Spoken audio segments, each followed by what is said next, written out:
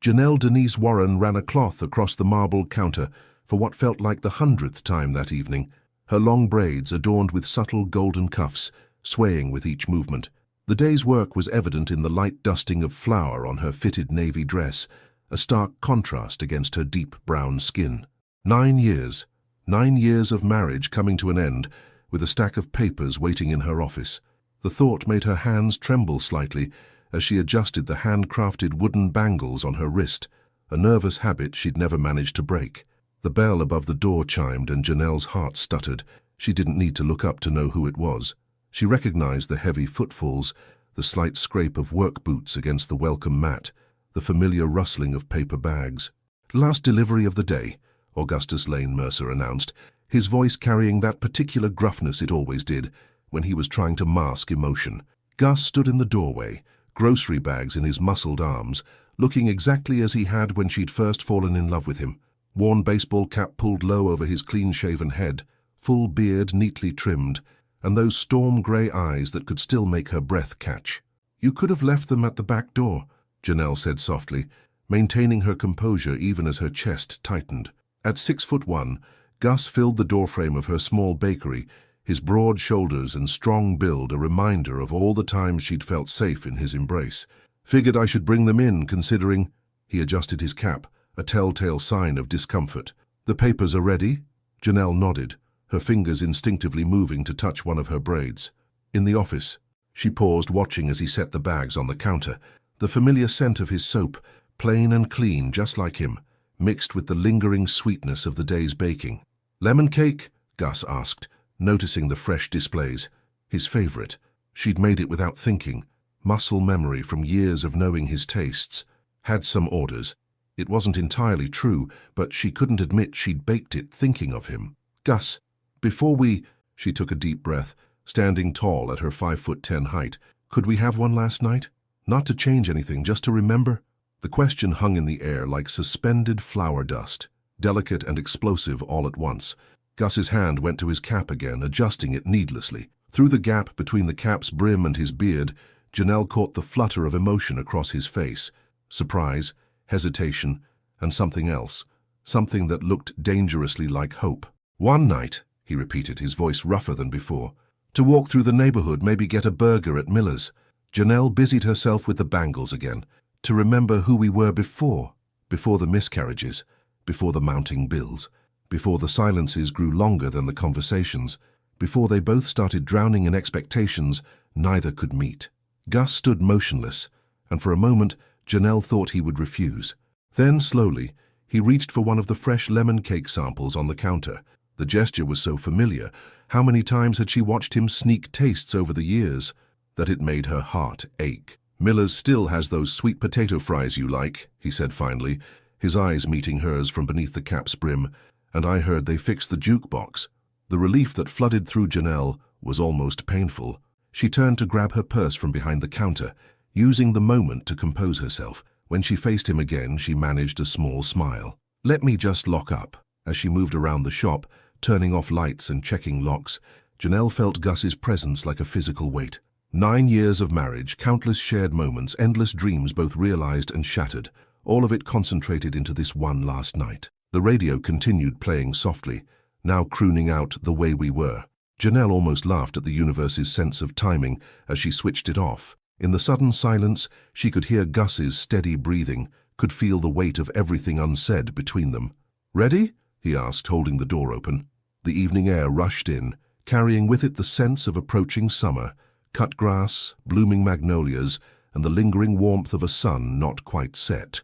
Janelle stepped out onto the sidewalk, keenly aware of the secret growing inside her, the news she hadn't yet found the courage to share. One last night, to remember who they were, and maybe, just maybe, to discover who they could still become. "Ready," she answered, and together they stepped into the gathering dusk, leaving the divorce papers unsigned in her office drawer, waiting for whatever tomorrow might bring.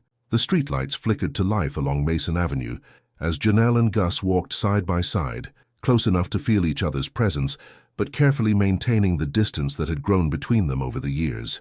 Their shadows stretched long against the weathered brick buildings, dancing in and out of each other, like the memories that haunted every corner of their neighborhood. Remember when this was Henderson's Hardware? Janelle gestured to what was now a sleek phone repair shop. Her bangles clinked softly, the sound carrying in the evening quiet. You used to spend hours in there planning all our home improvements. Gus adjusted his cap, a ghost of a smile visible beneath his beard. Old man Henderson knew every nail and bolt in that place. He's the one who helped me find everything for that kitchen shelf I built you. His voice softened. The one that took 3 attempts to hang straight. It was perfect by the 3rd try, Janelle said, her lips curving despite herself. The shelf still hung in their kitchen, their soon-to-be former kitchen, holding the collection of vanilla extracts from around the world that Gus had started collecting for her early in their marriage. Each bottle represented a story, a moment, a dream of the bakery she'd eventually open. They passed the corner where Lucky's Diner used to stand, now an empty lot awaiting development. Janelle's hand unconsciously went to her stomach, remembering the countless late-night meals they'd shared there during her first attempts at starting her business. Gus had worked double shifts at the warehouse then, coming home with aching muscles, but never too tired to listen to her latest recipe ideas. You think Miller's changed much? Gus asked, breaking a momentary silence. His grey-blue eyes caught the amber glow of a streetlight, and for a second, Janelle saw the younger man who'd first walked into her parents' church potluck, plate piled high with her sweet potato pie. Some things don't change, she replied, thinking not of the restaurant but of the way her heart still responded to his presence.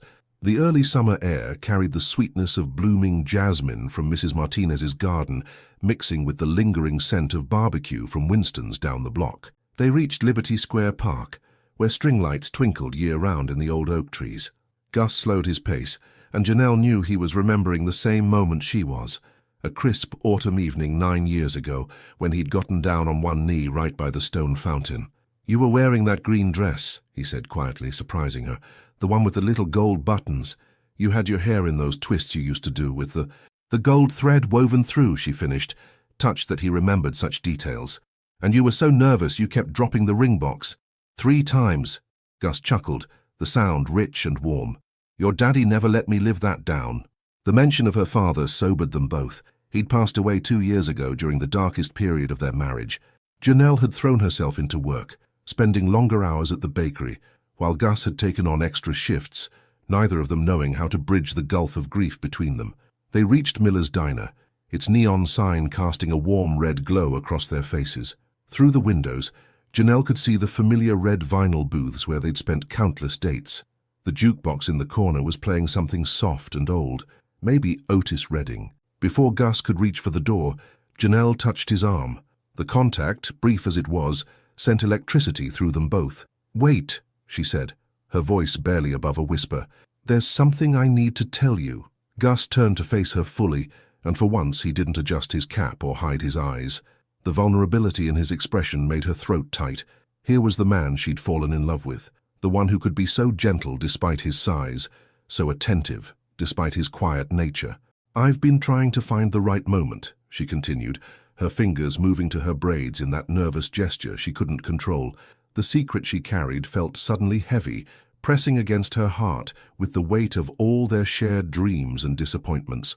A group of teenagers burst out of the diner, laughing and pushing each other playfully, momentarily breaking the tension. Janelle watched them go, remembering when she and Gus had been that young, that carefree. Before the responsibilities, before the losses, before life had taught them how dreams could slip through fingers like sugar through a sieve. "Whatever it is," Gus said softly, once they were alone again, "you can tell me." His hand twitched at his side, as if fighting the urge to reach for her. Janelle took a deep breath, the words forming on her tongue, but looking at him in the neon glow, seeing the mixture of concern and care in his eyes, she hesitated. Not here, not on the street. This moment, this revelation, deserved more than a hurried confession under flickering lights. "Let's eat first," she said finally, managing a small smile. "I haven't had those sweet potato fries in too long." Gus studied her face for a moment longer, and she knew he could sense the weight of her unspoken words. But he simply nodded, holding the door open for her, as he'd done countless times before. As they stepped into the warmth of Miller's, the familiar sense of coffee and grilled onions enveloping them, Janelle felt the baby flutter within her. Too early for real movement, just the phantom sensation of possibility. She watched Gus walk ahead to their usual booth, his broad shoulders straight despite the visible exhaustion in his stance, and silently prayed for the strength to tell him everything. The vinyl booth squeaked as they sat down, and somewhere in the diner, the jukebox started playing Let's Stay Together by Al Green. Janelle closed her eyes briefly, wondering if the universe was trying to tell her something, or if it was just laughing at them both. The red vinyl booth at Miller's embraced them like an old friend, its familiar creaks and worn edges telling stories of countless shared meals. Janelle slid her fingers across the laminate tabletop, tracing the same patterns she'd memorized over 9 years of date nights and early morning coffees. Across from her, Gus removed his cap for the first time that evening, a gesture that made her heart skip. In the diner's warm lighting, the smooth skin of his clean-shaven head gleamed softly, making him look somehow more vulnerable. Still no menu needed? Loretta, their longtime waitress, approached with a knowing smile creasing her weathered face. Her gray-streaked hair was pulled back in the same tight bun she'd worn for 20 years. "Sweet potato fries," they said in unison, then caught each other's eyes, sharing a moment of surprised amusement. "And a classic burger for the gentleman, medium well," Loretta continued, her pen hovering over her pad. "Mrs. Warren, your usual turkey club." Janelle's hand instinctively moved to her stomach. "Actually, I'll have the burger too, medium well." The change in order didn't escape either Gus's or Loretta's notice. Janelle had been a strictly turkey and chicken person for years, claiming red meat made her feel heavy. "Coming right up," Loretta said, her wise eyes lingering on them both before she turned away. She'd seen them through their courtship, their wedding celebration, and now unknowingly their last meal together as husband and wife, or what was supposed to be their last meal. Silence settled between them, filled with the ambient sounds of the diner, the soft clink of silverware, murmured conversations, and Sam Cooke crooning "Nothing Can Change This Love" from the newly repaired jukebox. Gus's fingers drummed a nervous pattern on the table, and without his cap to fidget with, his discomfort was more visible. "Remember our first time here?" he asked finally, his voice low and intimate despite the public setting. Janelle nodded, her braids shifting with the movement.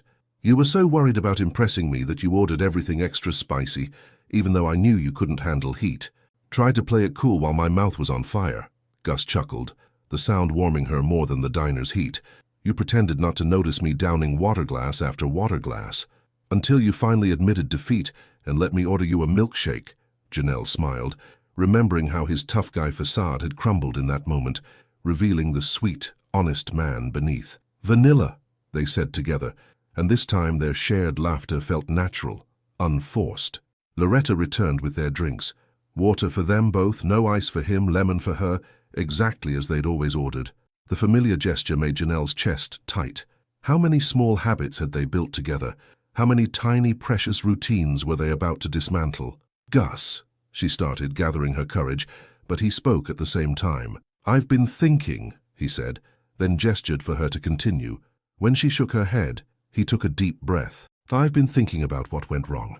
Not the surface stuff, not the money problems or the long hours, but the real thing that broke us." Janelle's fingers found her wooden bangles, adjusting them as she waited. In 9 years of marriage, Gus had never been one to initiate deep emotional conversations.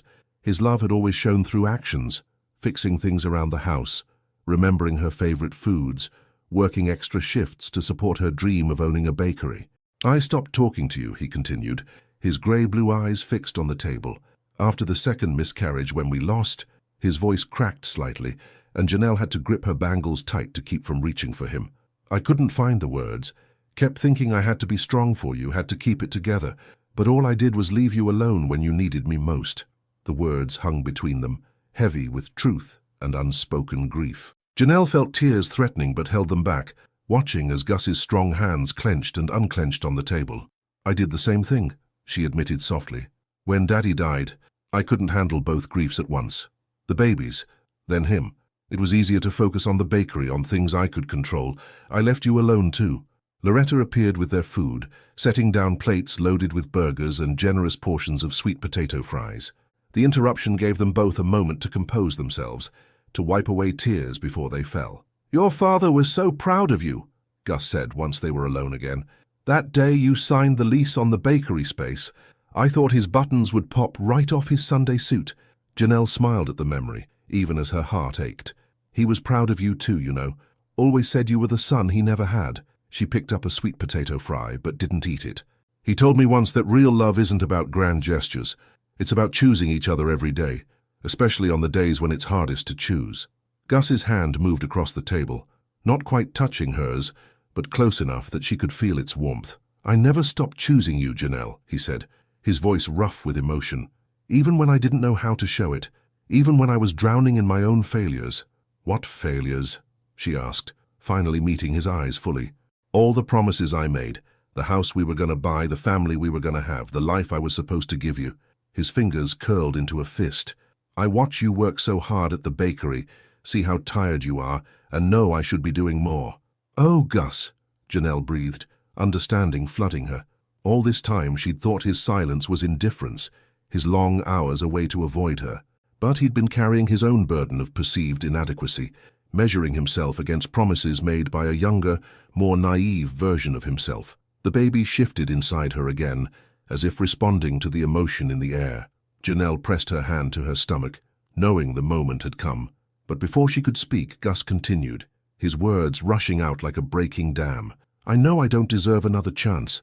Know I messed up by shutting down instead of talking. But Janelle, he finally reached for her hand, his calloused fingers gentle against her skin. If you gave me one more try, I swear I'd do better. I'd learn to talk about the hard stuff, would go to that counseling you suggested last year, would do anything to not lose you. Janelle's vision blurred with tears as she gripped his hand tight, the truth pressed against her lips, demanding to be spoken. In the background, the jukebox had switched to Etta James again, as if the universe itself was orchestrating their moment.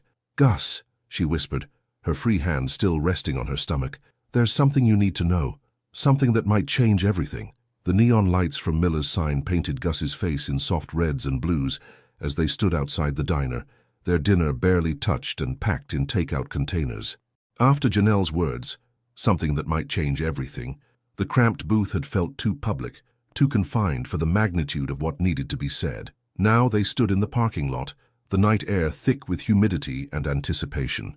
Gus had left his cap on the booth seat inside, his bare head reflecting the glow of the streetlights. Without that familiar shield, every emotion played clearly across his face. Hope, fear, and something that looked dangerously like love. Remember that bench? Janelle gestured toward Liberty Square Park across the street, her bangles clinking softly. The one under the oak tree. Gus nodded, understanding in his eyes.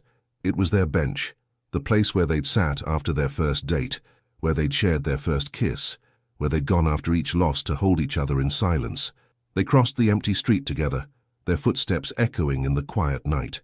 The park was deserted at this hour, the string lights in the trees creating a gentle canopy of stars above them. As they settled onto the worn wooden bench, Janelle felt the weight of every moment they'd shared here, pressing down on her shoulders. Before I tell you, she began, her fingers instinctively finding her braids, I need you to understand something. This isn't a trick or a trap. It's not something I planned to make you stay. It just happened. And I've been trying to find the right way to tell you for weeks. Gus turned toward her, his strong hands resting on his knees. In the dim light she could see they were trembling slightly. Janelle, he said, his voice barely above a whisper, whatever it is, just tell me, please. She took a deep breath, the warm night air filling her lungs. Around them, crickets chirped their endless summer song, and somewhere in the distance a car horn honked, the ordinary sounds of their neighborhood continuing, as if this moment wasn't about to change everything. I'm pregnant, she said finally, the words falling into the space between them like stones into still water. 8 weeks. The silence that followed was absolute. Even the crickets seemed to pause. Janelle watched as Gus's face went through a cascade of emotions. Shock, disbelief, fear, wonder. His breathing became shallow, and his hands gripped his knees so hard his knuckles turned white. 8 weeks, he repeated, his voice hoarse. That night, after the Valentine's Day bake sale, Janelle nodded, remembering. It had been their first intimate moment in months, a rare evening when exhaustion and grief had given way to something else, a desperate need to feel connected again. They'd both been vulnerable, their defenses lowered by memory and moonlight. I found out 3 weeks ago, she continued, her hand moving instinctively to her stomach. I've had 2 appointments already. Everything. Her voice caught, remembering the terror of waiting for test results. Everything looks good. Strong heartbeat. All the right measurements. Gus made a sound, something between a gasp and a sob, and suddenly his large frame was shaking. He bent forward, elbows on his knees, head in his hands, and began to cry. Not quiet tears, but deep, body-racking sobs that tore through the night air. Janelle had seen Gus cry only twice before. At their wedding, when she'd walked down the aisle, and after their second miscarriage when he'd thought she was asleep. Now she watched as all his carefully constructed walls crumbled, years of suppressed emotion pouring out under the twinkling lights of their park. "I'm scared too," she whispered, reaching out to place her hand on his broad back. She could feel his muscles trembling beneath his shirt. "After everything we've been through, I can't lose another one," he choked out, raising his head to look at her. His grey-blue eyes were red-rimmed and desperate. "I can't watch you go through that again. I can't." "The doctor says this one's different," Janelle said, trying to keep her voice steady, even as tears rolled down her own cheeks. "All the markers are strong. But Gus, I need you to hear me. I'm not telling you this to force your hand. If you still want the divorce—" "No," he cut her off, straightening up suddenly. His face was wet with tears, but there was a fierce determination in his expression. "No divorce. Not unless it's what you want." "But Janelle, I need to know, do you still love me? Not just because of the baby, but me. The man I am, even with all my failures." Janelle's hand found his cheek, her thumb brushing through his beard to wipe away tears. "I never stopped loving you, Augustus Lane Mercer, even when I couldn't reach you, even when we were both drowning in silence. That's what made it hurt so much, loving you and not knowing how to bridge the gap between us." Gus leaned into her touch, his eyes closing briefly. When he opened them again, there was a clarity there she hadn't seen in years. "I want to come home," he said softly. "Not to the house. I mean, really come home. To you. To us. To doing the hard work of fixing what's broken." "It won't be easy," Janelle warned, though her heart was soaring. "We've got years of habits to break, wounds to heal, and this baby, it's not a magic fix. We'll still have all our old problems, plus new ones." "I know," he nodded, reaching up to cover her hand with his. "But I want to try, really try this time, with counseling, with talking, with everything. And I want to start by telling you something I should have said every day. I'm proud of you, Janelle Denise Warren. Proud of your strength, your business, your heart. Proud to be your husband if you'll still have me." A sob escaped Janelle's throat, and suddenly she was in his arms, her face pressed against his chest, breathing in the familiar scent of his soap and skin. His strong arms wrapped around her, gentle despite their power, one hand cradling the back of her head, while the other spread protectively across her still flat stomach. "We'll need help," she murmured against his shirt. "Professional help. And we'll need to learn to talk about the hard things, the losses, the fears, all of it. Whatever it takes," Gus promised, his voice rumbling in his chest beneath her ear. "I'm not running anymore. Not from the pain, not from the work, and definitely not from you." Above them, the string lights twinkled like stars, witnesses to this moment of renewal. The bench beneath them held the weight of their history, the joy, the grief, the love that had never truly died. And between them, tiny but mighty, a new life grew. Not a solution, but a possibility, a reason to try again with open eyes and braver hearts. The walk home from Liberty Square Park felt different, as if the very air around them had shifted. Their takeout containers from Miller's swung gently in the plastic bag at Gus's side, his other hand tentatively intertwined with Janelle's. The simple contact sent currents of electricity through them both, familiar yet new, like rediscovering a favorite song. "We should stop at the drugstore," Gus said suddenly, his voice still rough from crying. "You need prenatal vitamins, right? And maybe some of that ginger tea you used to drink when—" He stopped abruptly, memories of their previous pregnancies catching in his throat. Janelle squeezed his hand, acknowledging the pain, while refusing to let it overwhelm them. "I already have both," she said softly. "Dr. Martinez prescribed the vitamins at my first appointment. But Gus—" She paused their walk, turning to face him under the glow of a streetlight. "I love that that's where your mind went first. Not to the problems or the fears, but to taking care of us." His grey-blue eyes shimmered with emotion as he looked down at her. Without his cap to hide behind, every feeling played across his face. Love, worry, determination. "I want to do everything right this time," he said. "Not just with the baby, but with us, all of it." They resumed walking, passing the closed storefronts of their neighborhood. The old movie theater's marquee cast multicolored shadows across their path, and the smell of fresh bread from the overnight bakery at Martinelli's filled the air. Every landmark held a memory. The corner where they'd danced in a summer rain shower, the stoop where they'd shared coffee on Sunday mornings, the alley where they'd once argued so fiercely about money that Mrs. Rodriguez had threatened to call the police. "Remember what you said earlier?" Janelle asked, her braids swaying gently as she walked. "About wanting to come home? I've been thinking about what that means." Gus listened intently, his thumb tracing gentle circles on her hand. The gesture was so achingly familiar that Janelle had to take a moment to steady her voice. "Home isn't just the house," she continued.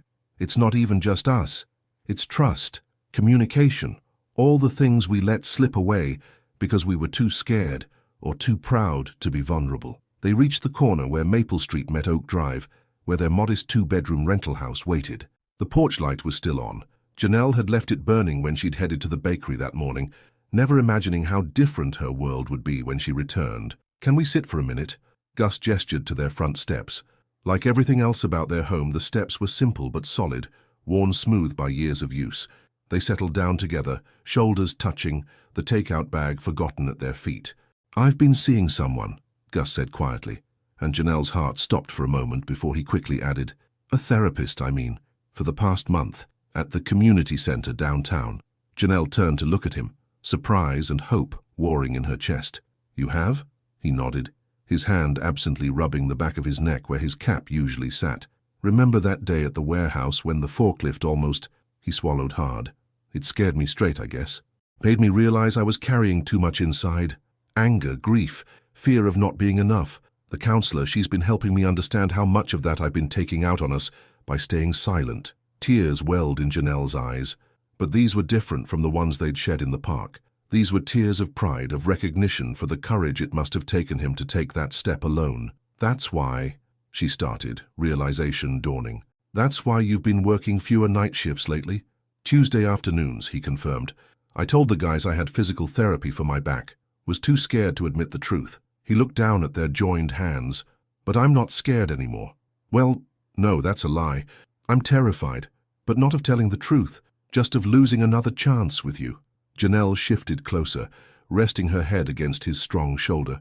"I started keeping a journal," she confessed, "after Daddy died, writing down all the things I couldn't say out loud, about the babies we lost, about how sometimes I was so angry at you for not crying with me, even though I was doing the same thing, holding everything in until I felt like I would burst." Above them, the porch light attracted moths, their shadows dancing on the weathered wood of the steps. From inside the house came the familiar tick of the old wall clock, marking time as it had through all their joys and sorrows. "Can I?" Gus's voice was hesitant. "Can I touch?" His eyes dropped to her stomach. Janelle guided his large hand to her abdomen, still flat, but holding so many possibilities. "There's nothing to feel yet," she said softly, "but the doctor said everything looks perfect, strong heartbeat like a little hummingbird." Gus's breath caught, his hand trembling slightly against her. "A hummingbird," he repeated, wonder in his voice. Then, so quietly she almost missed it, "Hello, little one. I'm your daddy, and I promise I'm going to do better this time." The simple declaration broke something open in Janelle's chest. "We both will," she whispered, covering his hand with hers. "But Gus, we need rules this time, real ones." He nodded, not moving his hand from her stomach. "Like what?" "No more silence," she said firmly. "When we're hurting, we say it. When we're scared, we admit it. And," she took a deep breath, "we keep going to counseling, both of us, together and separately. Weekly date nights," Gus added, surprising her. "Not just dinner, but real talks about dreams, fears, everything. Monthly budget reviews," Janelle continued, warming to the idea. "No more avoiding the money conversations because they're hard. And no more sleeping on the couch when we're angry," Gus said, a hint of his earlier tears returning to his voice. "That's where it started, isn't it? Those nights of choosing distance over discomfort." Janelle nodded, remembering too many nights of lying awake in their bed, listening to Gus's breathing from the living room, both of them too stubborn or too scared to bridge the gap. "We should write these down," she suggested, her practical side emerging. "Make it official, like a new kind of marriage vow, but with concrete steps." Gus's hand finally moved from her stomach, but only so he could wrap his arm around her shoulders, drawing her closer. "Tomorrow," he said. "Tonight, can we just be together? Maybe heat up these burgers and talk about small things? I want to hear about your day at the bakery, about the baby appointments, about everything I've been missing." Janelle felt warmth spread through her chest at his words. This was what she'd missed most, Not the big moments, but the quiet intimacy of shared details, of ordinary love. Small things sound perfect, she agreed, standing and offering him her hand. And Gus? Welcome home. He took her hand, rising to his full height, and this time when he looked at her, there was no hiding, no fear, just pure, unguarded love. Together, they climbed the familiar steps to their front door, ready to begin again with newer, wiser hearts. Dawn crept through the bedroom windows of their modest house, painting the walls in soft amber hues. Janelle woke to the unfamiliar yet achingly familiar sensation of Gus's warmth beside her. They had fallen asleep on top of the covers, fully clothed, after talking until the early hours. His large frame curved protectively around her, one hand still resting gently on her stomach. The morning silence was broken by the quiet chirp of her phone alarm. 5:30 a.m. Bakery prep time. Janelle moved to silence it, but Gus's hand caught hers. "Already awake," he murmured, his voice rough with sleep. "Been watching you breathe for the past hour." She turned to face him, taking in the vulnerability of his uncovered head, the softness in his grey-blue eyes. "That's not creepy at all," she teased, but her heart swelled at his words.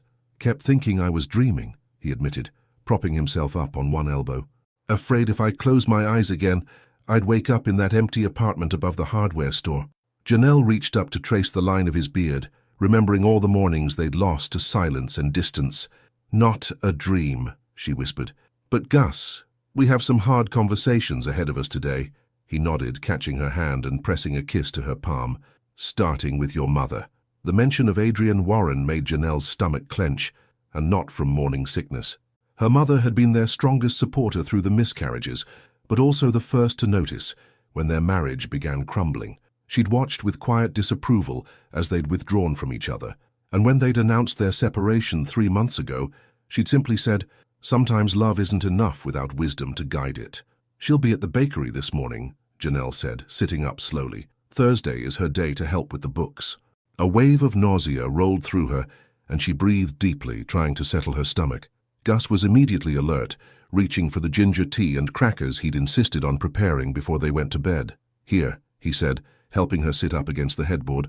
"Small sips, remember?" The tenderness in his gesture brought tears to her eyes. Damn hormones. But she managed to smile. "You remembered everything," he said softly. "I remembered everything, Janelle. Just couldn't find the words to show you." As the nausea subsided, Janelle sipped her tea and watched Gus move around their bedroom, gathering fresh clothes from the dresser they'd nearly emptied when he'd moved out. He'd kept his movements quiet, almost hesitant, as if afraid to disturb the fragile piece they'd rebuilt. "Wear the blue shirt," she suggested, pointing to his favorite work shirt hanging in the closet, "the one that matches your eyes. If we're facing Mama, we need all the help we can get." He smiled, but she could see the nervousness in his movements as he changed. "Should we tell her about—" His eyes dropped to her stomach. "Not yet," Janelle said firmly. "Let's get through the reconciliation news first. The baby, that's something we hold close for a little while, just ours." Gus nodded, understanding in his expression. They'd learned the hard way about sharing pregnancy news too early, about the pain of having to untell people after loss. This time, they'd wait until they were past the first trimester, until the doctor gave them the all-clear. While Janelle showered and dressed, Gus made breakfast. Simple scrambled eggs with toast, remembering how heavy foods had triggered her morning sickness in previous pregnancies. The domesticity of the moment struck her as she entered the kitchen, her braids still damp from the shower. "I called Reed at the warehouse," Gus said, sliding a plate toward her. "Told him I'm taking a personal day. Thought maybe we could go to that counselor I mentioned, together, after we talked to your mother." Janelle paused with her fork halfway to her mouth, touched by his initiative. "You'd do that? Take off work. Nothing's more important than fixing us," he said simply. Should have realized that months ago. They ate in comfortable silence, the morning sun streaming through the kitchen window, highlighting the dust motes dancing in the air. The wall clock ticked steadily, marking the moments until they'd have to face the world outside their reconciled bubble. "We should write down those rules we talked about," Janelle said, pushing her half-eaten eggs around her plate. "Before we tell anyone, make it real." Gus reached for the notepad they kept by the phone, the one that used to hold their separate grocery lists and brief practical notes about bills or appointments. Now it would hold their new beginning. Together, they drafted their promises. 1. No more silence. Speak the hard truths with love. 2. Weekly counseling sessions, both joint and individual. 3. Regular date nights for real conversation. 4. Monthly financial reviews and shared goals. 5. No sleeping apart when angry. Face conflicts together. 6. Daily check-ins about feelings, fears, and hopes. 7. Respect for each other's healing process and timing. One more, Gus said, his hand steady as he wrote. 8. Remember that love needs both roots and wings. Stay grounded in truth while reaching for growth. Janelle blinked back tears at his words. When did you become a poet? Tuesday therapy sessions. He smiled sheepishly. Doc's big on metaphors. The clock struck 6, and reality beckoned. The bakery needed opening, and somewhere across town, Adrienne Warren was preparing for her Thursday morning routine, unaware that her daughter and son-in-law's carefully planned divorce had transformed into an unexpected renewal. Ready? Janelle asked, standing and gathering her purse and keys. Gus reached for his cap on the hook by the door, then deliberately put it back. No more hiding, he said, though she could see the effort it cost him. Not from your mother, not from anyone. As they stepped onto the porch, the morning air was thick with possibility. Their neighborhood was waking up, Mrs. Rodriguez watering her roses, the Williams kids waiting for the school bus, Mr. Patterson walking his ancient golden retriever. Everything looked the same, but everything had changed. Whatever she says, Gus murmured as they walked toward the car. Whatever anyone says, I'm not running again. Janelle took his hand, feeling the strength and trembling in his grip. We're not running, she corrected gently. Not anymore. We're walking forward, together. The sun rose fully over their street as they drove toward the bakery, toward Adrienne Warren, toward their first test as a reunited couple. In Janelle's mind, their new promises mixed with her mother's words. Sometimes love isn't enough without wisdom to guide it. But maybe, just maybe, they had finally found both. Sweetness and Light Bakery was already alive with morning preparations when Janelle and Gus arrived. Through the window, they could see Adrienne Warren's tall, elegant figure moving efficiently behind the counter, her silver-streaked locks pulled back in a neat bun. She wore her usual Thursday outfit, a crisp button-down shirt, pressed slacks, and the pearl earrings that had been her own mother's. She's early, Janelle murmured, her hand tightening on Gus's. Mama's never early unless she's worried about something. Gus squeezed her hand reassuringly, though she could feel the tension in his grip. Maybe she sensed a disturbance in the force, he attempted to joke, earning a small smile from Janelle despite her nerves. The bell above the door chimed as they entered, its cheerful sound at odds with the sudden stillness that fell over the bakery. Adrienne looked up from the ledger she was reviewing, her dark eyes taking in their joined hands, Gus's uncovered head, the way they stood together. For a long moment, the only sound was the quiet hum of the industrial ovens warming up for the day. Well, Adrienne said finally, her rich voice carrying that particular tone that had struck fear into Janelle's heart since childhood. I see we're changing the script this morning. Marcus, their young morning baker, chose that moment to emerge from the kitchen with a tray of fresh croissants. He took one look at the tableau before him and wisely retreated, the kitchen door swinging shut behind him. Mama, Janelle began, but Adrienne held up one elegant hand. Kitchen, she commanded, closing the ledger with precise movements. All three of us, now. They followed her through the swinging door, past Marcus, who suddenly became very interested in his pastry lamination, and into the small office that doubled as a break room. Adrienne settled into the worn armchair that everyone knew was unofficially hers, leaving Janelle and Gus to sit on the small love seat across from her. So, Adrienne said, smoothing her slacks with practiced grace, whose idea was this reconciliation? And please don't tell me it's because of those divorce papers I spent good money on with my lawyer friend. It's not what you think, Mama, Janelle started, then caught herself. No more hiding, they'd promised. Actually, it's exactly what you think. We're trying again. But this time it's different. Different, Adrienne repeated, the word carrying decades of maternal skepticism. Her eyes fixed on Gus, who, to his credit, met her gaze steadily.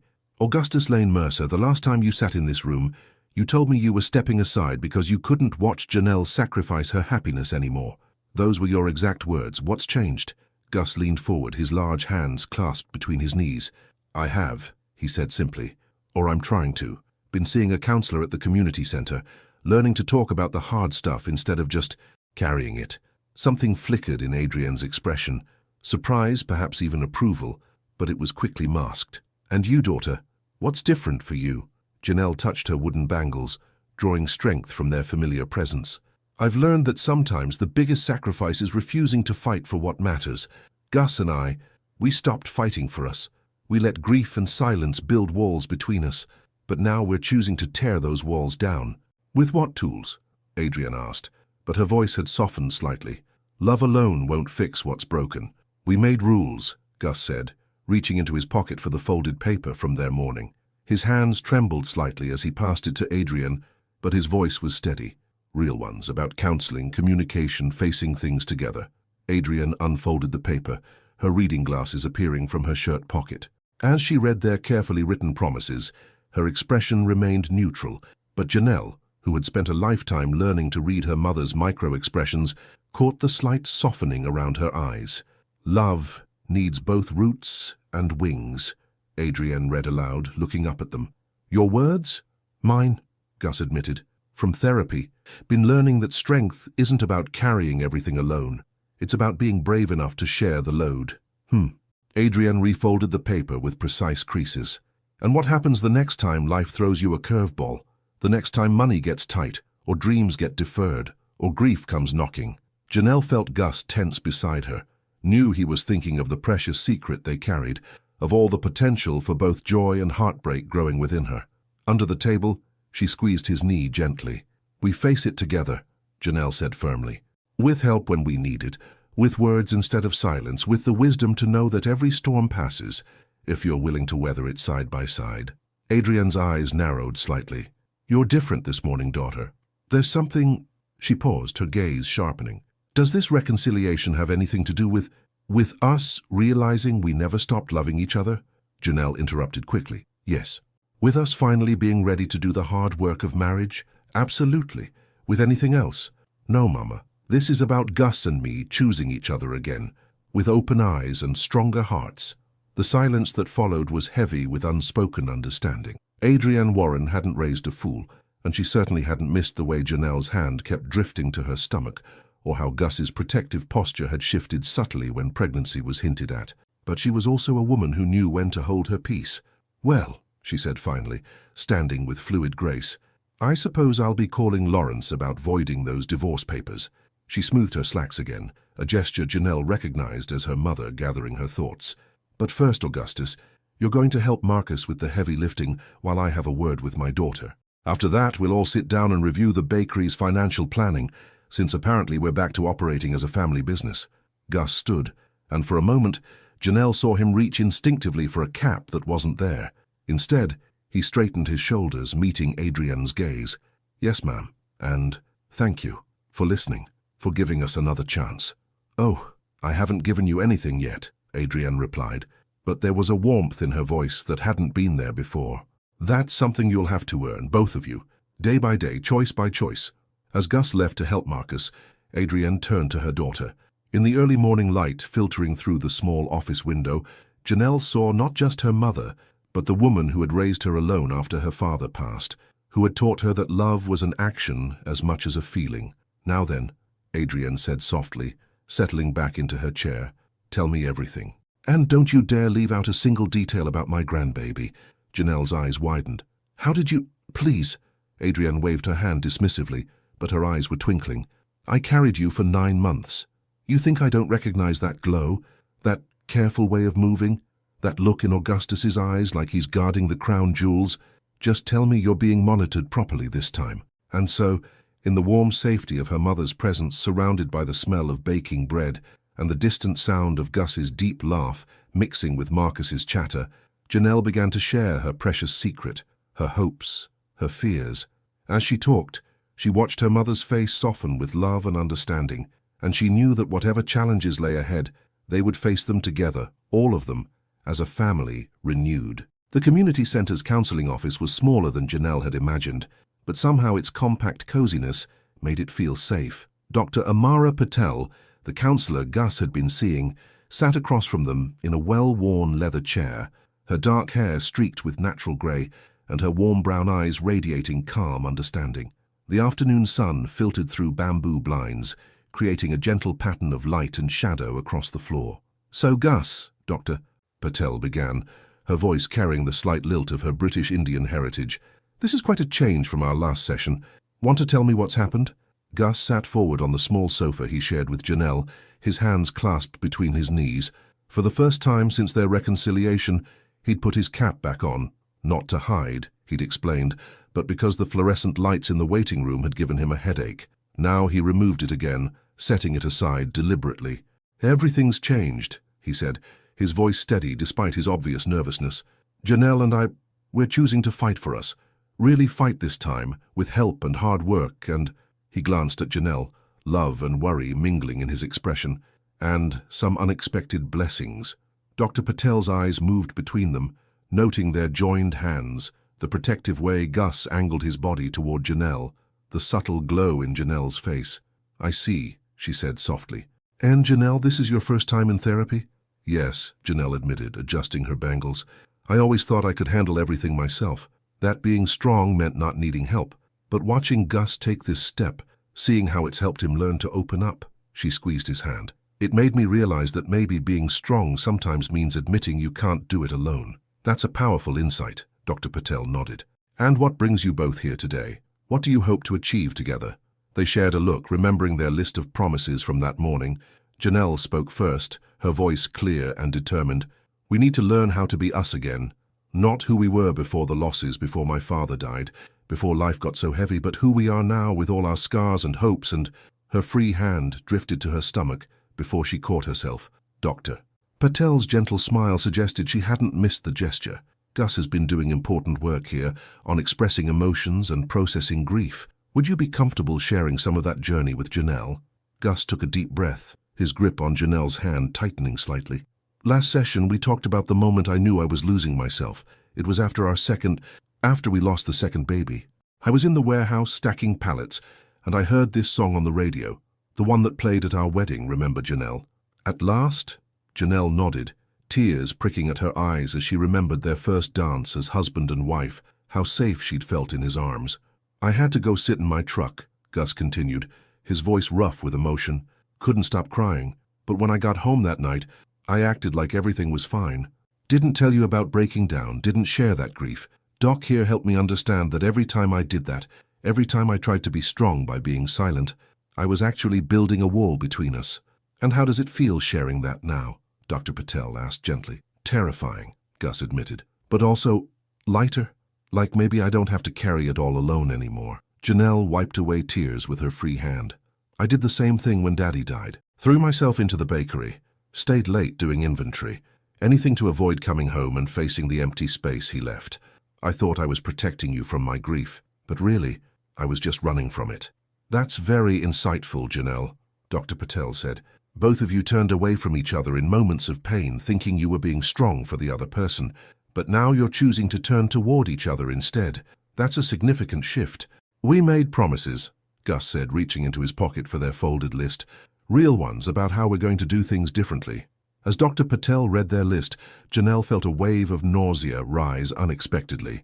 She breathed deeply, trying to control it, but Gus noticed immediately. Without a word, he reached into his other pocket and produced a packet of crackers and a small bottle of ginger ale. The gesture was so natural, so caring, that it brought fresh tears to her eyes. "I see you're already practicing that attentiveness you mentioned," Dr. Patel observed, handing back their list. "But I want to address something important. Janelle, you're pregnant, aren't you?" The question hung in the air for a moment before Janelle nodded. 8 weeks, she said softly. "We haven't told many people yet, after our previous losses. That's why this work is more important than ever," Dr. Patel said firmly. "You're not just rebuilding your marriage. You're preparing to face either great joy or potential heartbreak together. We need to make sure you have the tools to weather whatever comes, supporting each other rather than turning away in fear." "How do we do that?" Gus asked, his voice thick with emotion. "How do we hope without being terrified?" "We start with honest communication, complete openness about fears and hopes. No more protecting each other through silence." Dr. Patel leaned forward slightly. "Let's try something. Janelle, tell Gus your biggest fear right now. Not about the marriage, but about the pregnancy.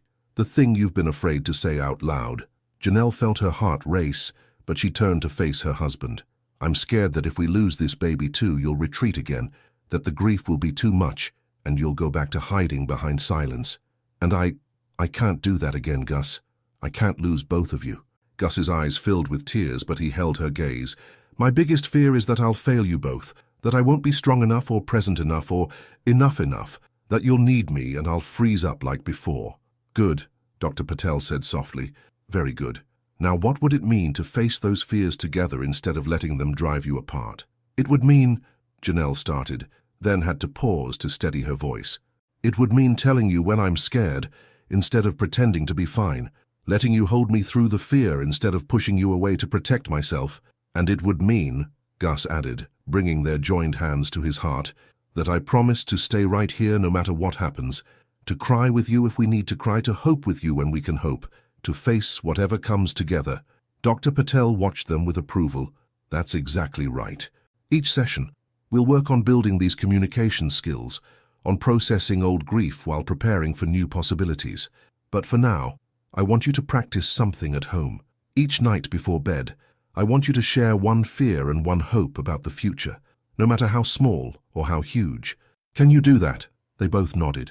And Janelle felt something shift inside her, not the baby, it was too early for that, but something equally precious. Hope, taking root alongside their love, growing stronger with each moment of shared truth. As they left the community center an hour later, stepping into the warm afternoon sunlight, Gus kept his cap in his hand instead of putting it back on. That was harder than I expected, he admitted. But good hard, you know, like kneading bread dough. You have to work it to make it right. Janelle smiled at his baker's metaphor. Speaking of which, we should stop by the grocery store. I'm craving your mother's cornbread recipe, something fierce. Yeah? Gus's face lit up at the memory of his mother's cooking. Maybe we could invite your mama over for dinner. Start rebuilding that bridge too? Janelle leaned into his solid warmth as they walked to the car. One bridge at a time, love, but yes, soon. For now, let's just practice being us again, the new us with all our tools and promises and hopes. The new us, Gus repeated softly, finally putting his cap back on against the bright sun. I liked the sound of that. The first real test of their new promises came exactly 1 week after their counseling session. Janelle sat in her bakery office, staring at the mounting bills spread across her desk, while morning sickness churned her stomach. The wholesale price of butter had jumped again, the mixer needed repairs, and their biggest corporate client had just cut their standing order in half, citing budget constraints. Her first instinct was to handle it alone, to shield Gus from one more worry. Her fingers hovered over her wooden bangles, a nervous habit that now felt like a warning sign. Dr. Patel's voice echoed in her mind. Notice when you're tempted to retreat. That's your cue to reach out instead. With trembling hands, she picked up her phone and typed, "Can you come by the bakery after your shift? Need to talk about something important." "We're okay, but I need my partner." Gus's response came quickly. "Taking my lunch break now. Be there in 15. Love you." Those last two words, part of their new commitment to expressing feelings openly, made tears spring to her eyes. Damn, pregnancy hormones. Or maybe it was just the relief of not having to carry this burden alone. True to his word, Gus arrived 14 minutes later, still in his work clothes, a light sheen of warehouse dust on his shoulders. He'd left his cap in the car again, and his concerned eyes found hers immediately. "What's wrong?" he asked, closing the office door behind him. Janelle gestured to the papers on her desk. "Remember how we promised to face financial stuff together? Well, here's our first test." She explained the situation, watching as he pulled up the spare chair to sit beside her. "Show me everything," he said simply. No judgment or panic in his voice, just steady support. Together they went through the numbers. Gus asked thoughtful questions, his large hands gentle as he handled the papers that represented her dream. When they reached the final tally, he didn't immediately try to solve everything, another change from their old patterns. "How are you feeling about all this?" he asked instead, turning to face her fully. Janelle felt her throat tighten. "Scared," she admitted. "Not just about the money. I'm scared this stress isn't good for the baby. Scared I'm failing at everything at once. The business, our fresh start, this pregnancy." "Hey," Gus's voice was soft but firm as he took her hands in his. "Remember what Doc Patel said about spiraling fears? Let's break this down together. What's the immediate problem we can tackle first?" Janelle took a deep breath, grateful for his steadying presence. "The mixer. Without it working properly, we can't maintain our current output, let alone grow." "Okay," Gus nodded. "I might have a solution for that part. Remember my buddy Lewis from the warehouse? His brother-in-law repairs commercial kitchen equipment, but..." He hesitated, and Janelle could see him fighting old habits of silence. But what? We promised honesty, remember? But I'd have to pull from my personal savings to cover it. The money I've been setting aside for, he swallowed hard, for a down payment, on a house. I've been saving since we first talked about starting a family, even through everything. Wanted to surprise you when the time was right. Janelle felt fresh tears spring to her eyes. You've been saving all this time. Every overtime shift, he admitted. But this is more important. The bakery is our foundation. A house can wait. No, Janelle shook her head firmly. We need to think long-term now. For the baby. Maybe there's another way. She pulled up the bakery's schedule on her computer.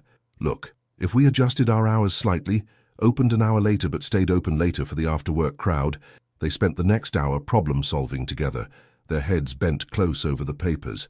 Every time one of them started to retreat into old patterns, Janelle trying to shoulder too much, Gus attempting to fix everything alone, they gently called each other out, remembering their promises. Finally, they had a plan. Janelle would negotiate with their suppliers for better bulk rates, pointing out their long-standing relationship. Gus would talk to Lewis about a payment plan for the mixer repairs. They'd adjust the bakery's hours and expand their afternoon tea service, which had higher profit margins. Most importantly, they'd keep the house savings intact for their growing family's future. We did it, Janelle said softly, amazed at how much lighter she felt. We actually faced it together and found a solution. We did, Gus agreed, then hesitated. But there's something else we need to talk about, something I've been afraid to bring up. Janelle tensed slightly but forced herself to stay open. Tell me. I want to learn the bakery business, he said in a rush. Not just helping with deliveries or heavy lifting, really learn it. The books, the baking, everything. So when the baby comes, you can take actual maternity leave without worrying about everything falling apart. Janelle stared at him, stunned. In all their years together, Gus had always kept a careful distance from the technical side of her business, not wanting to intrude on her domain. You'd do that? Learn all of it? Been watching YouTube videos on bread making, he admitted sheepishly. During lunch breaks. Marcus has been giving me pointers too, when I help with deliveries. I know it's your dream, your space. But maybe it could be our dream now. A real family business for our family. The tears came freely now as Janelle launched herself into his arms, nearly knocking them both off their chairs. Yes, she whispered against his neck. Yes to all of it. A knock at the door made them pull apart slightly. Marcus poked his head in, looking apologetic. Sorry to interrupt, but Mrs. Warren's on the phone. Says she's been trying to reach you both. Janelle checked her phone and found 3 missed calls from her mother. Fear flickered through her until she remembered their new promise. Face everything together. We'll take it in here, she said, reaching for the office phone while keeping her other hand firmly in Gus's. Finally, Adrian's voice came through the speaker. I've been trying to reach you two for an hour. I just got off the phone with Lawrence about those divorce papers, and he had an interesting proposal about restructuring the bakery as a family corporation. Are you both sitting down? We need to talk about securing your future, all 3 of you. Janelle met Gus's eyes and saw her own mix of emotions reflected there. Gratitude for her mother's support, anxiety about big changes, hope for their future. But most importantly, she saw something that had been missing in both their eyes for too long, the absolute certainty that whatever came next, they would face it together. We're sitting down, Mama, Janelle said, putting the phone on speaker, and we're ready to talk about the future, all of it. Outside the office, the bakery hummed with afternoon activity. The scent of fresh bread mingled with the sweetness of pastries, and somewhere in the kitchen, Marcus was probably already experimenting with new recipes. Life wasn't perfect. There were still bills to pay, challenges to face, and a long road ahead. But for the first time in years, Janelle felt like they were building something real and lasting, not just for themselves, but for the little one growing inside her, for their family, for their future. Gus squeezed her hand 3 times, their old signal for I love you, as Adrienne began outlining her ideas. And in that moment, surrounded by the sense of her bakery and the strength of her husband's love, Janelle knew that they had finally found their way back to each other, stronger and wiser than before. 3 weeks after their reconciliation, the key moment they'd been waiting for arrived. The ultrasound room at Dr. Martinez's office was dimly lit, the morning sun barely peeking through the blinds. Janelle lay on the examination table, her hand gripping Gus's so tightly, her bangles pressed into both their wrists. 12 weeks. They'd made it to 12 weeks. Ready to see your little one? Dr. Martinez asked, her kind eyes crinkling at the corners, as she prepared the ultrasound equipment. "We're ready," they said in unison, then shared a small smile at their synchronized response. The gel was cold on Janelle's stomach, but she hardly noticed. Her attention was fixed on the screen, waiting, hoping, praying. Beside her, Gus had removed his cap entirely, holding it over his heart like a shield, and then they heard it, the rapid, rhythmic whooshing that filled the small room, their baby's heartbeat strong and steady as a drummer keeping time. "There we go," Dr. Martinez said softly, moving the wand slightly. "Look at that beautiful heartbeat. Everything's measuring perfectly for 12 weeks. Janelle felt Gus's hand tremble in hers as they stared at the screen. The small figure was clearly visible, nothing like the faint shadows they'd seen in previous pregnancies. This one was dancing, literally dancing, tiny limbs moving in what looked like a private celebration. "Our little hummingbird," Gus whispered, his voice thick with tears. "Look at those moves. Takes after their daddy," Janelle managed through her own tears, remembering how they'd first met at a church dance, Gus surprising everyone with his smooth steps despite his size. Dr. Martinez smiled as she took measurements, confirming what they'd hardly dared to hope. Everything was progressing exactly as it should. The baby was strong, healthy, thriving. "Would you like some pictures to take home?" she asked, already knowing the answer. 20 minutes later, they sat in their car in the hospital parking lot, neither ready to leave just yet. The strip of ultrasound photos lay between them on the console, physical proof of their miracle. "We're really doing this," Janelle said softly, her hand resting on her still flat stomach. "All of it. The baby, the bakery, us." Gus picked up the photos with reverent hands. "Speaking of the bakery, I have something to show you. If you're up for a drive?" Curiosity piqued, Janelle nodded. They drove through their neighborhood, past Miller's Diner where they'd begun their reconciliation, past Liberty Square Park where they'd shared their truths. But instead of turning toward the bakery, Gus continued until they reached the old Mason Street shopping center. "Gus?" Janelle questioned as he parked in front of a vacant storefront. The windows were papered over, but the prime corner location caught her eye immediately.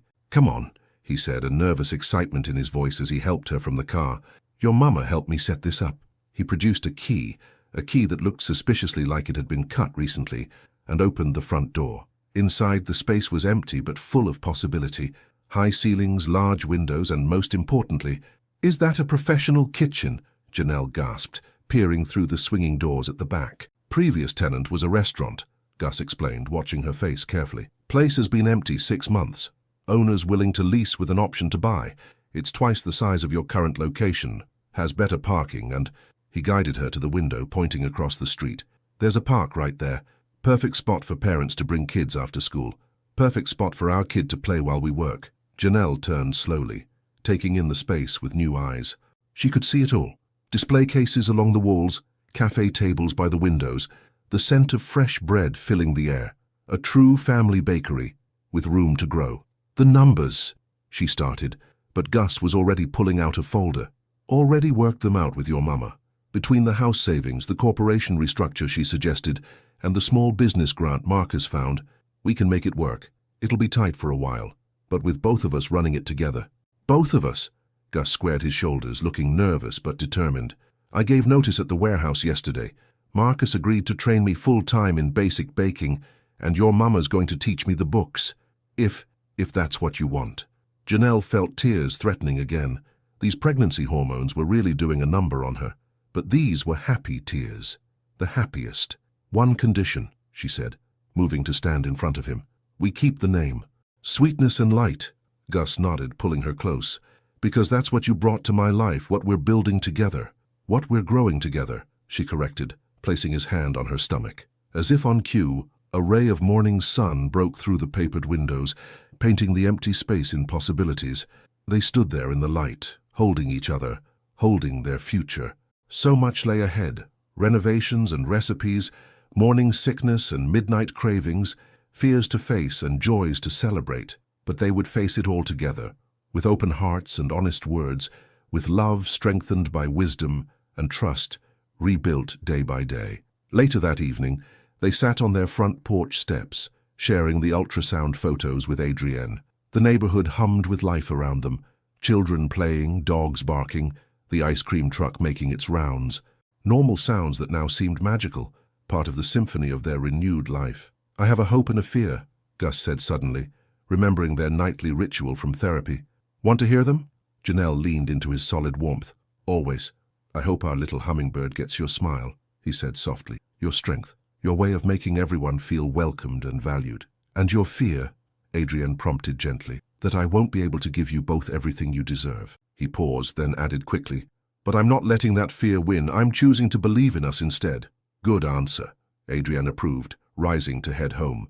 "You're learning, Augustus Lane Mercer. You're both learning." After she left, Janelle shared her own hope and fear in the gathering dusk.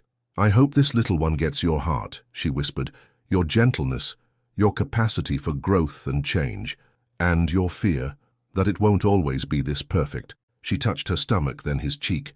"But then I remember it doesn't have to be perfect. It just has to be real. And this, us, this is the most real thing I've ever known." Gus pulled her closer as the first stars appeared above their simple house on their quiet street. Tomorrow would bring more changes, more challenges, more choices to make and promises to keep. But tonight, they simply sat together in the soft evening air, listening to the neighborhood settle into night, dreaming of their expanded bakery, their growing family, their love made stronger through almost losing it. And somewhere inside Janelle, their little hummingbird danced on, keeping time to the rhythm of their renewed hearts, celebrating this sweet beginning of their ever after. 6 months later, the new Sweetness and Light bakery glowed like a beacon in the early December morning, strings of warm white lights twinkling in the windows. Inside, Gus worked steadily at the center island, his movements confident as he shaped loaves of sourdough, his specialty since completing his training with Marcus. His cap hung on a hook by the door, gathering a light dusting of flour no longer needed as a shield. The baby monitor on the counter crackled with soft breathing sounds from the newly created office nursery, where their 2-month-old daughter, Amara Grace Mercer, slept peacefully. They'd named her after Dr. Patel, who'd helped save their marriage, and Janelle's father's middle name. In the quiet moments of dawn, Gus often found himself pausing his work just to listen to those tiny breaths, each one a reminder of how close they'd come to losing everything, and how much sweeter life was for having fought to save it. "Those look perfect," Janelle's voice came from behind him as she entered through the swinging doors, her braids now styled in a crown around her head to keep them safe during baking. She'd returned to work part-time 3 weeks ago, easing back into the rhythm of their growing business while balancing the demands of new motherhood. "Almost as perfect as my girls," Gus replied, earning that smile he loved, the one that still made his heart skip even after all these years. He wiped his hands on his apron and pulled her close, both of them swaying slightly in the quiet morning light. Through the front windows, they could see their new sign being installed: Sweetness and Light Family Bakery and Cafe, Esther 2025. The expanded space had been open for 2 months now, and already their community had embraced it. The cafe tables were filled daily with regular customers, young families, and even a weekly seniors coffee club that Adrienne had somehow ended up leading. "Ready for the holiday rush?" Janelle asked, checking their prep list for the day. December was proving to be their busiest month yet, with special orders piling up and their new line of holiday gift baskets selling faster than they could assemble them. "Ready for anything with you," Gus answered, and they both knew he meant more than just the breakfast crowd.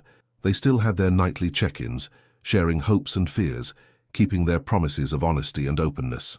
Some days were harder than others, but they faced them together, stronger for having nearly lost their way. The baby monitor crackled again, this time with familiar stirring sounds. Both parents paused, listening as their daughter worked up to her usual morning song, not quite crying, more like a gentle humming that had earned her the nickname Little Hummingbird. "I'll get her," they said in unison, then laughed. Some habits never changed.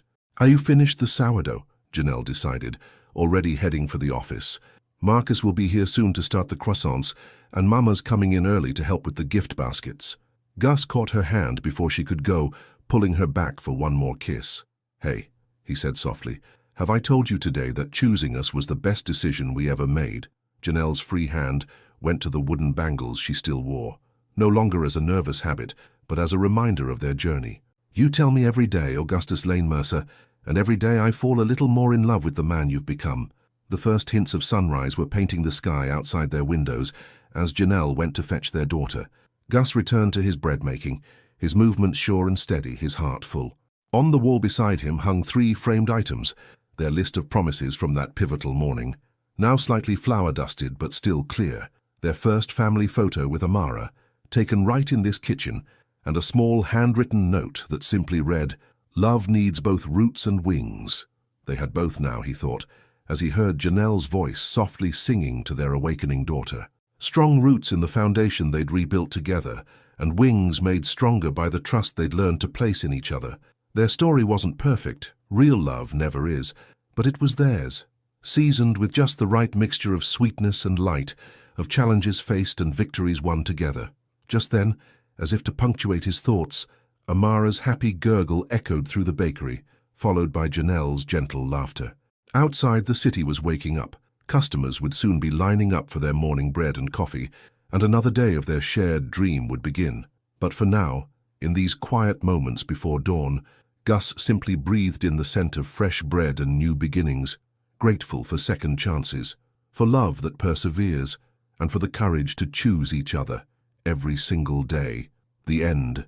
Based on this moving story of love, overcoming and starting over between Janelle and Gus, I would like to ask a profound question for reflection. If you were in Janelle's or Gus's shoes, about to sign the divorce papers after years of silence and pain, would you have the courage to give love one last chance? In a world where it's easier to give up than to fight, would you believe that the power of true communication and emotional vulnerability could rescue a relationship that seemed lost? Your participation in the channel is very important. Please leave your opinion in the comments. Thank you so much for watching until the end. If you enjoyed this story, don't forget to subscribe to the channel, leave a like, and comment your thoughts. Your participation is very important to us. See you next time. She went to a masquerade ball and spent the night with a mysterious man. The next day, before we explore all the details of this incredible story, tell us where you're following us from and the time. Subscribe to the channel so you don't miss a thing, and let's embark on this journey together.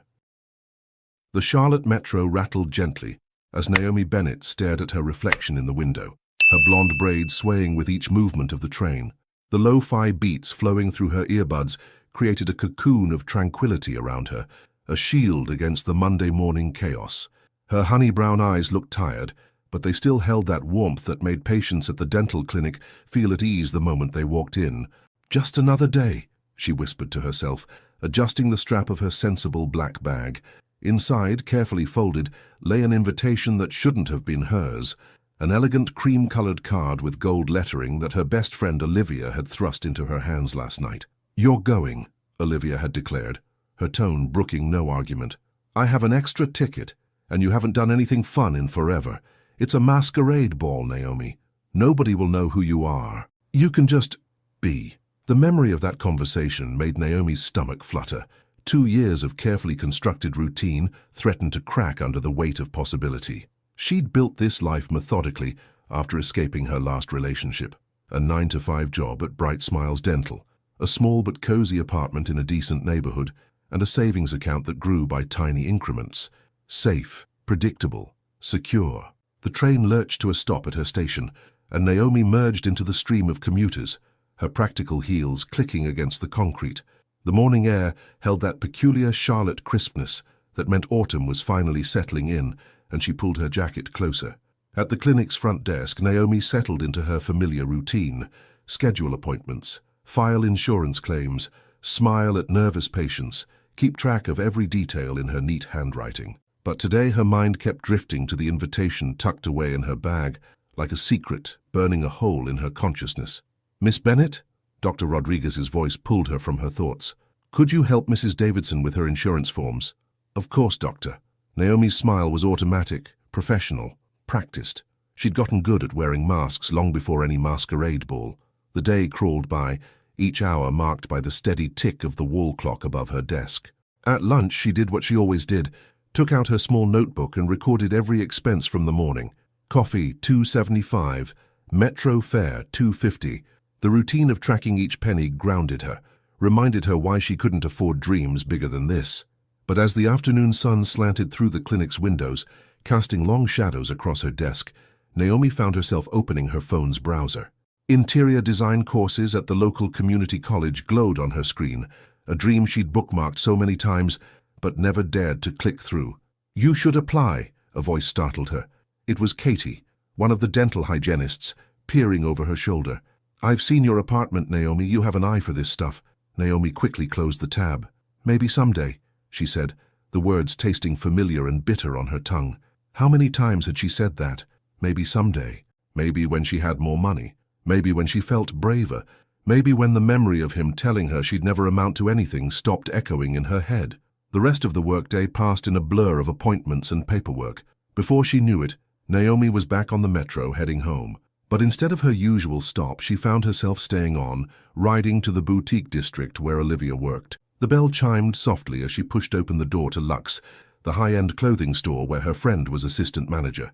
Olivia looked up from behind the counter, her face breaking into a knowing grin. "You're going to say yes," she declared, coming around to hug Naomi. "I can see it in your eyes." "I don't have anything to wear," Naomi protested weakly, but Olivia was already pulling her toward the back room. "Remember that midnight blue gown that came in last month? The one that made you gasp? I've been hiding it in your size. And don't worry about the price. It's last season, so my discount will make it manageable." Naomi's throat tightened as Olivia unveiled the dress. The fabric seemed to flow like water, deep blue catching the light in ways that reminded her of the ocean at night. "Liv, I can't." "You can," Olivia insisted, pressing the dress into her hands. "Sometimes we need a little magic to remember who we really are. And you, Naomi Bennett, are so much more than the girl who hides behind that reception desk." In the fitting room, Naomi slipped into the dress with trembling fingers.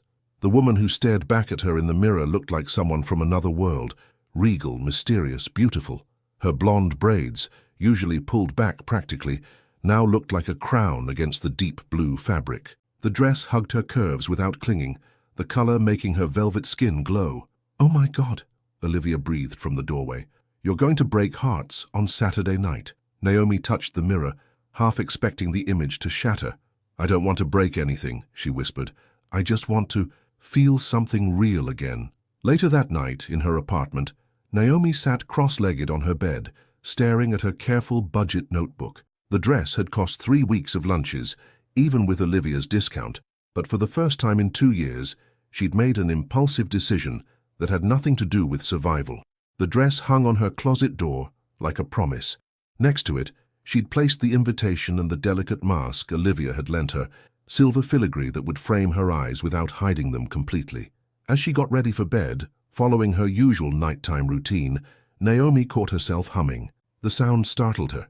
She couldn't remember the last time she'd done that. In the bathroom mirror, she studied her reflection, really looked at herself beyond checking if her appearance was professional enough for work. "One night," she told her reflection, "one night to be someone else, someone brave." But as she lay in bed watching shadows play across her ceiling, Naomi wondered if maybe it wasn't about being someone else at all. Maybe it was about finally letting herself be who she'd always been, beneath the careful smile, beneath the practical shoes, beneath the armor of routine she'd built around her heart. Sleep came slowly, and when it did, she dreamed of dancing. In her dreams, she wore no mask at all. Saturday night descended on Charlotte like a whispered secret. From the back seat of Olivia's car, Naomi watched the city transform. Downtown's glass towers reflected the setting sun, their windows burning gold and crimson, while shadows gathered in the spaces between buildings like pooling ink. "Stop fidgeting with your mask," Olivia said from the driver's seat, catching Naomi's eye in the rearview mirror. "The adhesive will hold, I promise. And you look absolutely stunning." Naomi's fingers dropped from the silver filigree mask that curved around her eyes. The midnight blue dress whispered against her skin with every movement, and her blonde braids had been artfully arranged in an elegant updo, a few strands left loose to frame her face. She looked like someone else, someone who belonged at a secret millionaire's masquerade. "Maybe this was a mistake," she murmured, but Olivia was already pulling up to the valet station of the Addison Hotel, one of Charlotte's most exclusive venues. "No backing out now," Olivia declared, handing her keys to the valet. She looked ethereal in her own emerald green gown, a gold mask glinting against her pale skin. "Remember what I told you. The whole point of these parties is anonymity. No names, no business cards, no real-world connections. Just one night of pure fantasy." The hotel lobby was a blur of marble and crystal, but their destination lay deeper within. A discreet elevator, accessed only with special key cards, carried them to the 20th floor. When the doors opened, Naomi's breath caught in her throat. The ballroom had been transformed into something out of a dream. Hundreds of crystal chandeliers hung at different heights, their light diffused through gauzy fabric that draped from ceiling to floor like frozen waterfalls. The effect was otherworldly, as if they'd stepped into a space between reality and imagination. Champagne! A waiter materialized beside them, offering delicate flutes of golden liquid. Naomi accepted one, grateful for something to do with her hands. Around them, other guests moved like exotic birds, women in spectacular gowns, men in immaculate tuxedos, everyone's faces partially obscured by masks that ranged from simple and elegant to elaborate works of art. "I need to find the powder room," Olivia announced after they'd made one circuit of the room. "Will you be okay for a few minutes?" Naomi nodded, though her stomach tightened at the thought of being alone. She drifted toward one of the floor-to-ceiling windows, drawn to the glittering cityscape beyond. Charlotte spread out below like a carpet of stars, familiar yet strange from this height. "Beautiful view, isn't it?" The voice behind her was deep, rich like aged bourbon, though it makes you feel rather small. Naomi turned, and her world shifted on its axis. He was tall enough that she had to tilt her head back slightly even in her heels. His tuxedo fit him perfectly, highlighting broad shoulders and a powerful frame that spoke of regular workouts rather than vanity. A neatly trimmed beard framed lips that seemed caught between a smile and something more serious.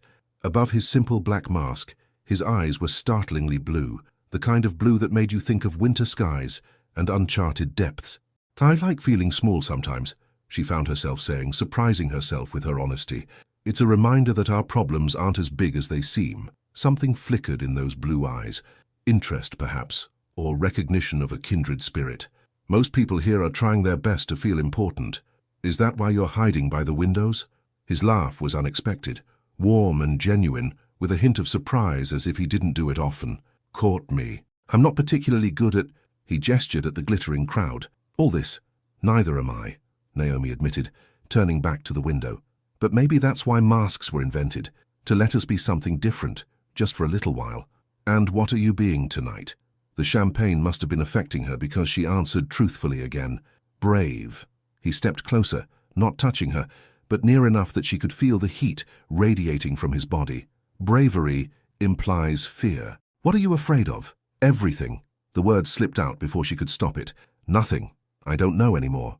The orchestra, which had been playing soft background music, shifted into something slower, more intimate. The man beside her turned, offering his hand.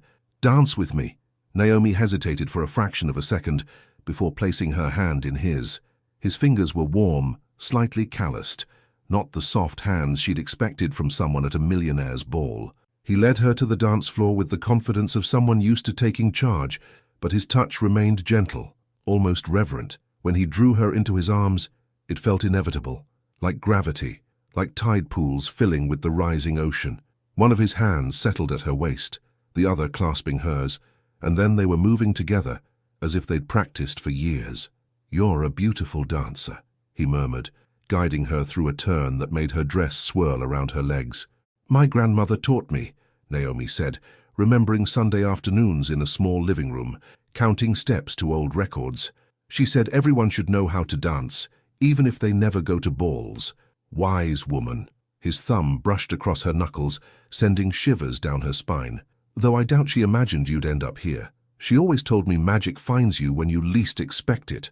Naomi looked up at him through her lashes, feeling bolder than she had in years. "Is that what this is? Magic?" His eyes darkened behind his mask. "I stopped believing in magic a long time ago." "Why?" "Reality has a way of destroying beautiful illusions." They danced in silence for a moment, their bodies moving in perfect synchronization. The chandeliers above cast shifting patterns across his face, making his expression unreadable behind the mask. "Maybe," Naomi said finally, "we need illusions sometimes, to remind us what's real." He pulled her slightly closer, his breath warming her temple. "You're unlike anyone I've met at these events. Is that a good thing?" "I'm still deciding." The music shifted again, but they kept dancing, lost in their own private rhythm. Naomi couldn't remember the last time she'd felt so present in her own body, so aware of every sensation, the slide of silk against her skin, the strength of his hand at her waist, the way the air seemed to charge with electricity every time their eyes met. "Tell me something true," he said suddenly. "Something you've never told anyone else." Naomi considered for a moment. "I'm terrified of being invisible, of disappearing completely into the life I've built to feel safe." His hand tightened almost imperceptibly on her waist. "And yet you wear a mask. The mask makes me visible, paradoxical, isn't it? Life usually is." He spun her out and pulled her back, closer than before. "Your turn to ask me something. What are you hiding from?" The question seemed to startle him. Their dancing slowed, becoming little more than a gentle sway. "What makes you think I'm hiding? Everyone here is hiding something. But you're hiding from something specific. I can feel it." He was quiet for so long she thought he wouldn't answer. When he did, his voice was barely above a whisper. "Myself, maybe. The person I've become. The person I used to be. Take your pick." Naomi raised her free hand, letting it rest against his chest. Through the fine fabric of his shirt she could feel his heart beating. Strong, steady, human. "Thank you for being honest. Thank you for asking." His eyes searched hers, looking for something she couldn't name. Then slowly, deliberately, he bent down until their foreheads almost touched. "Would it be terribly forward of me to kiss you?" Naomi's breath caught. "Yes," she whispered. "Do it anyway." The first brush of his lips against hers was gentle, questioning, testing. But when she pressed closer, one hand sliding up to cup the back of his neck, the kiss deepened into something else entirely. He tasted like champagne and possibility, like all the dreams she'd been too afraid to chase. When they finally broke apart, the world had narrowed to just this, his arms around her, their shared breath, the way his eyes had turned the color of storm clouds. "I should go," she whispered, though everything in her screamed to stay. "Don't!" His voice was rough. "Stay. Tell me your name." But Naomi was already stepping back, her grandmother's words echoing in her head. "The best magic ends before it has a chance to become ordinary." "Thank you for the dance," she said softly, touching his cheek once before turning away. She didn't look back as she walked off the dance floor, didn't stop when she heard him call after her. She found Olivia near the entrance, grabbed her hand, and pulled her toward the elevator. It wasn't until they were in the car, driving through the quiet streets of Charlotte, that Naomi realized she was trembling. "Are you okay?" Olivia asked, concerned. "Did something happen?" Naomi touched her lips, still feeling the ghost of his kiss. "I think," she said slowly, "I just remembered what it feels like to be alive." Above them, the moon hung full and bright, turning the world silver, like masks, like promises, like the beginning of something both wonderful and terrible. Monday morning arrived with the subtlety of a thunderclap. Naomi stood in the lobby of Bright Smiles Dental, staring at the memo posted on the reception desk's glass partition. The words seemed to blur and reform before her eyes. "Notice of ownership change, effective immediately. Bright Smiles Dental and all affiliated clinics have been acquired by Velez Architecture and Development Group.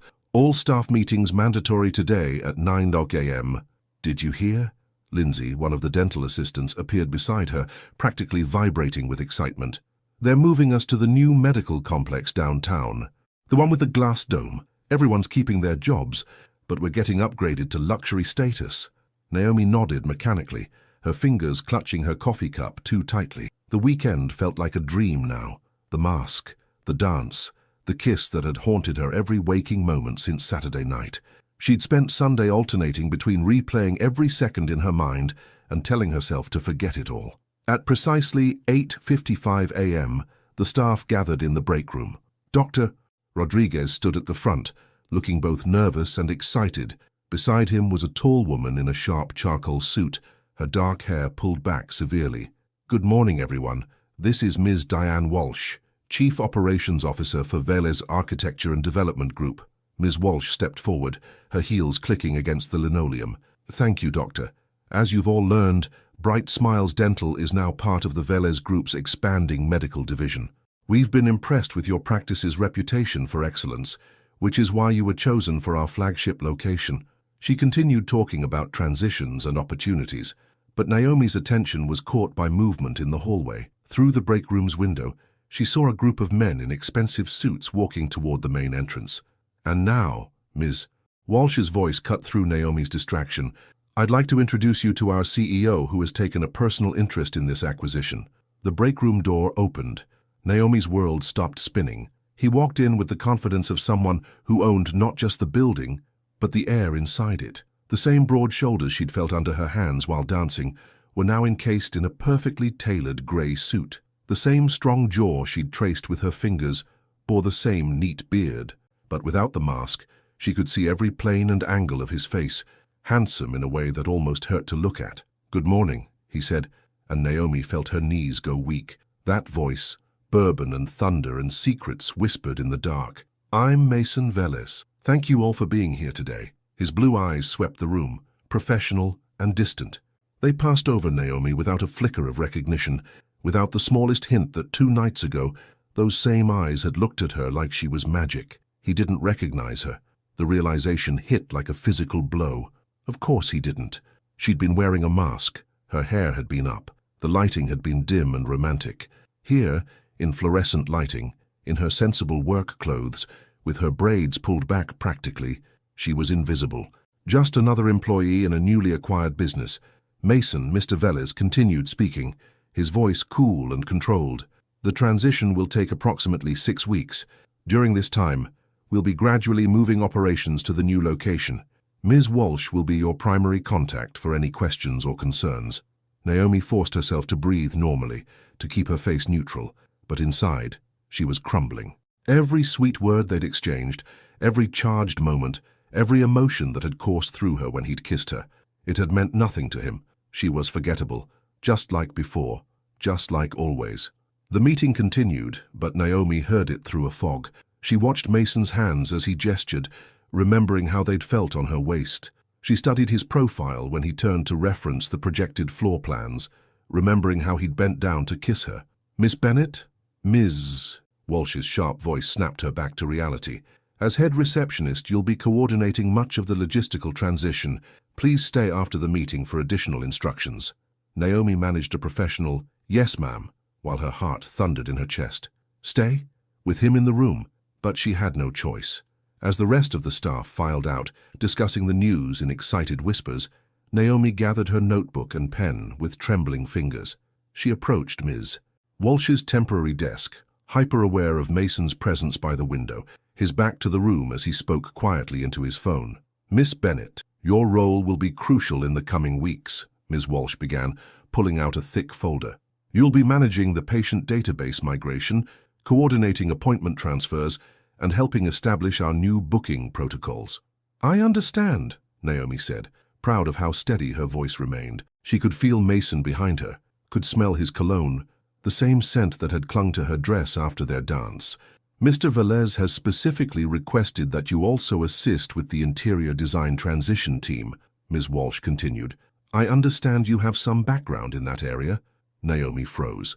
How could they possibly know about her interest in interior design? She'd never mentioned it at work, had only ever looked at courses online. "I noticed your eye for design in your workspace." Mason's voice came from behind her, professional and impersonal. "The way you've arranged the reception area shows an innate understanding of flow and comfort. We could use that perspective in the new space." Slowly, Naomi turned to face him. His expression was perfectly pleasant, perfectly distant. Not a hint of the man who'd asked her to tell him something true, who'd held her like she was precious, who'd kissed her like he never wanted to stop. "Thank you, Mr. Velez," she managed, "but I don't have any formal training. Sometimes natural talent is more valuable than formal education." Was there something in his voice, a slight roughness, or was she imagining it? "Unless you'd prefer not to take on the additional responsibility." Challenge flickered in his eyes, the first real emotion she'd seen from him all morning. Naomi straightened her spine, lifting her chin slightly. "I'm happy to help however I can, sir." "Excellent," Ms. Walsh cut in, seemingly oblivious to the tension crackling between them. "You'll be working directly with the design team 3 days a week. Your regular duties will be covered by a temporary receptionist on those days, with a corresponding increase in your compensation, of course."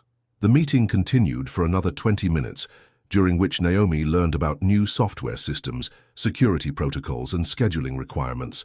She took careful notes, asked appropriate questions, and steadfastly ignored the way her skin prickled whenever Mason moved around the room. Finally, mercifully, it was over. Naomi gathered her things, ready to escape to the sanctuary of her desk. "Miss Bennett?" Mason's voice stopped her at the door. "A moment, please." Ms. Walsh had already left, taking her folders and tablets with her. Naomi turned slowly, her heart in her throat. Mason stood by the window again, his posture rigid. "I want you to understand something," he said, his voice low and controlled. "This opportunity is based solely on your professional capabilities, nothing else." The implied message was clear. If he did recognize her from the ball, it didn't matter. That night didn't exist in this reality. "Of course, Mr. Velez," Naomi replied, amazed at how calm she sounded when she was breaking inside. "Will that be all?" He studied her for a long moment, his blue eyes unreadable. "That will be all." Naomi walked back to her desk on legs that felt like water. She sat down, pulled up the patient database, and began her usual morning routine. But her computer screen blurred as tears threatened to fall. On her desk, the small potted succulent she kept, the only personal touch she allowed herself at work, seemed to mock her with its resilience. She touched one of its leaves gently. "Stupid," she whispered to herself. "So stupid to think." But she couldn't even finish the thought, because the truth was, she'd felt something real that night, something magical and rare and true. And now she had to sit here day after day, watching the man who'd made her feel that way treat her like she was nothing more than a line item in an acquisition deal. Her phone buzzed, a text from Olivia. "How's the morning going?" Naomi stared at the message for a long moment before typing back, "Remember that magic you said I needed? Turns out it was just an illusion after all." She put her phone away, straightened her shoulders, and began typing. She had work to do. She had a life to live. She had carefully constructed walls to rebuild, but in her mind, on an endless loop, she heard his voice from that night. Reality has a way of destroying beautiful illusions. She just hadn't expected it to destroy her in the process.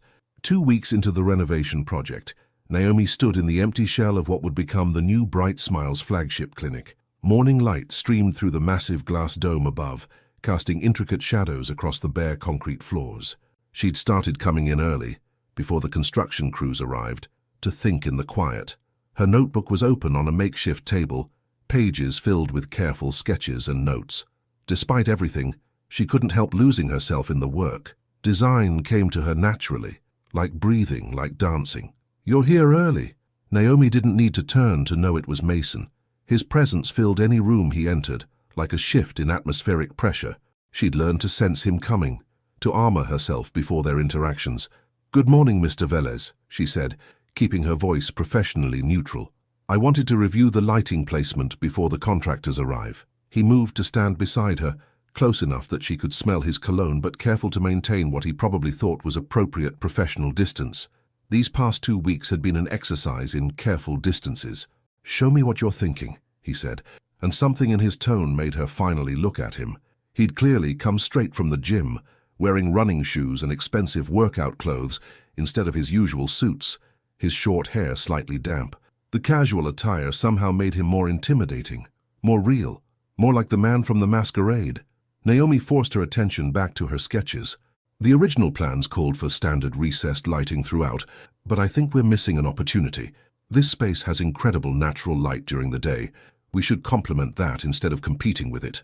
She flipped to another page, pointing to a detailed drawing. "See how the shadows move across the floor? We could install adjustable LED strips along these beams, programmed to shift with the natural light patterns. It would make the space feel organic, alive, less clinical." Mason leaned closer to study the drawings, his shoulder nearly touching hers. "You did these?" "Yes." Naomi fought the urge to step away. "I know they're not professional grade." "They're better than professional grade," he interrupted. "They show an understanding of how people actually experience space. Most designers think about how things look. You think about how they feel." The compliment hit her like a physical touch. "Thank you, Mr. Velez." "Mason." "Excuse me?" He straightened, running a hand through his hair in what seemed like frustration. "When we're discussing design concepts, call me Mason. All this Mr. Velez formality gets in the way of creative dialogue." Naomi's heart stuttered. "I don't think... It's not a request, Miss Bennett. It's about project efficiency." The hint of command in his voice made her spine stiffen. "Then you should call me Naomi," she said, matching his tone. "For efficiency's sake." Something flickered in his eyes. Amusement. Approval. But his voice remained coolly professional. "Fine. Naomi, tell me more about your lighting concept." For the next hour, they walked through the space together, discussing sightlines and traffic flow, debating materials and color palettes. Despite her best efforts to maintain emotional distance, Naomi found herself getting caught up in the exchange of ideas. Mason was surprisingly knowledgeable about design principles, challenging her assumptions and pushing her to defend her choices. "The reception area is crucial," he said, standing in what would become the main entrance. "It sets the tone for the entire patient experience." Naomi closed her eyes for a moment, visualizing. "Curved lines," she said softly. "Everything in dentistry is sharp and straight. Tools, chairs, mirrors. We need to balance that with organic shapes.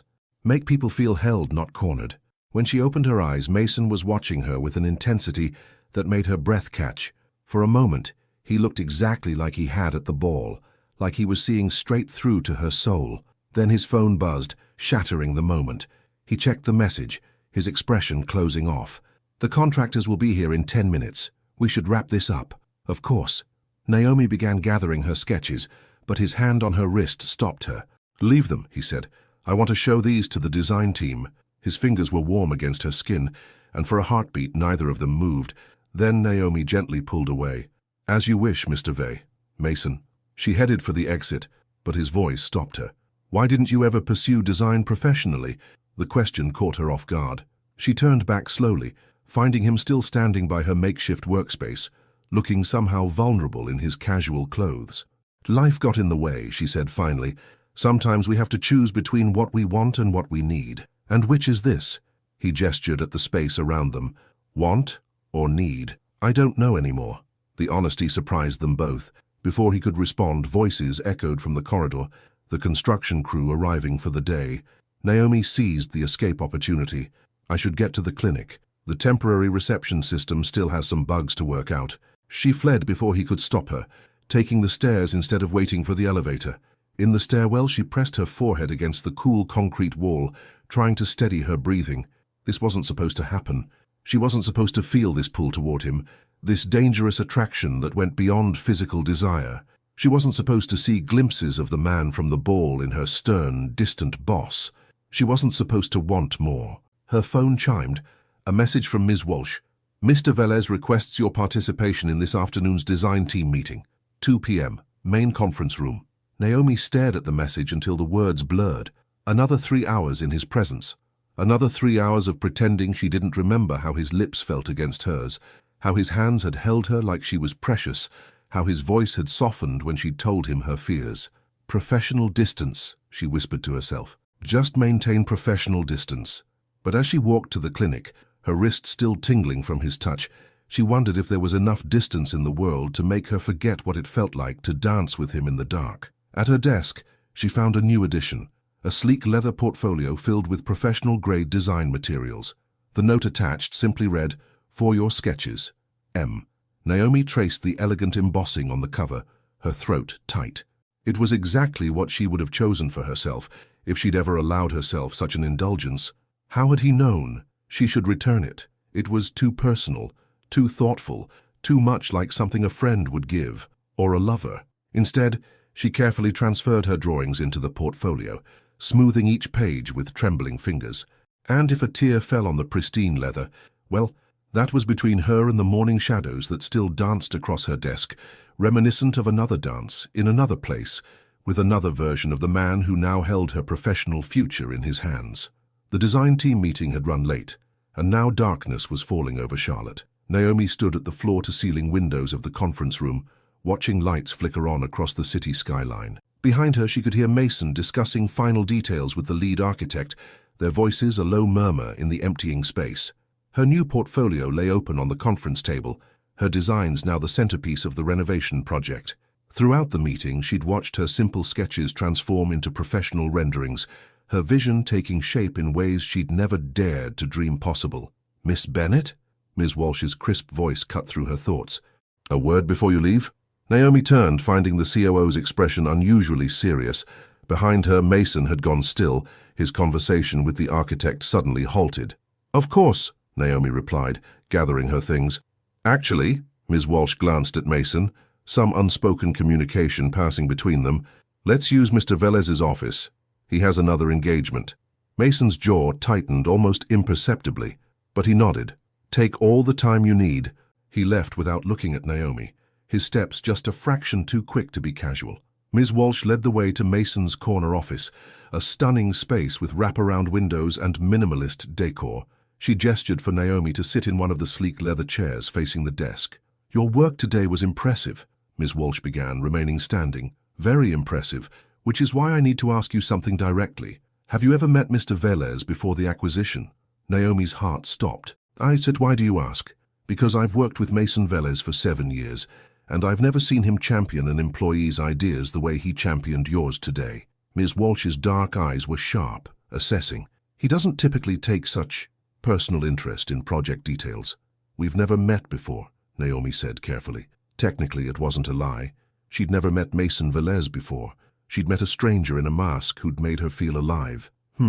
Ms. Walsh didn't look entirely convinced. "Well, regardless, I should warn you about something. Mr. Velez has been through a lot. His wife's death hit him hard." Naomi's fingers tightened on her portfolio.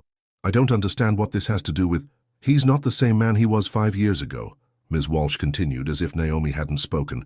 "He's brilliant at business, but personally," she sighed, "let's just say he doesn't handle emotional complications well anymore." "Ms. Walsh," Naomi stood, her voice steady despite her racing heart, "I appreciate your concern, but I assure you my relationship with Mr. Velez is purely professional. See that it stays that way." The words were sharp, almost protective. "For both your sakes." After Ms. Walsh left, Naomi remained in Mason's office, trying to process what had just happened. The space felt heavy with his absence, everything arranged with precise intention, not a single personal item in sight. Like a stage set rather than a real room. A movement caught her eye, a cleaning cart passing in the hallway. The cleaning crew had started their evening rounds, which meant it was later than she'd realized. She should go, but as she reached the door, something made her turn back. In the fading daylight, something glinted on a high shelf behind Mason's desk. Without letting herself think too hard about what she was doing, Naomi walked around the desk for a closer look. Her breath caught. There, partially hidden behind some architecture awards, was a mask. Not just any mask, the simple black mask from the ball. And tucked behind it, barely visible, was a folded piece of paper. Before she could stop herself, Naomi reached for it. Her fingers had just brushed the paper when— "What are you doing?" Mason's voice, hard as steel, froze her in place. She turned slowly, finding him in the doorway, his expression thunderous. "I'm sorry," she said quickly, stepping away from the desk. "I was just leaving after my meeting with Ms. Walsh, and I thought I saw— You thought you'd snoop through my personal belongings." His voice was controlled, but fury radiated from every line of his body. "Is that standard procedure for receptionists these days?" The deliberate emphasis on her position stung. "No, Get out. Mason, please. Mr. Velez," he corrected coldly, "and I said get out." Naomi grabbed her things and fled, tears burning in her eyes.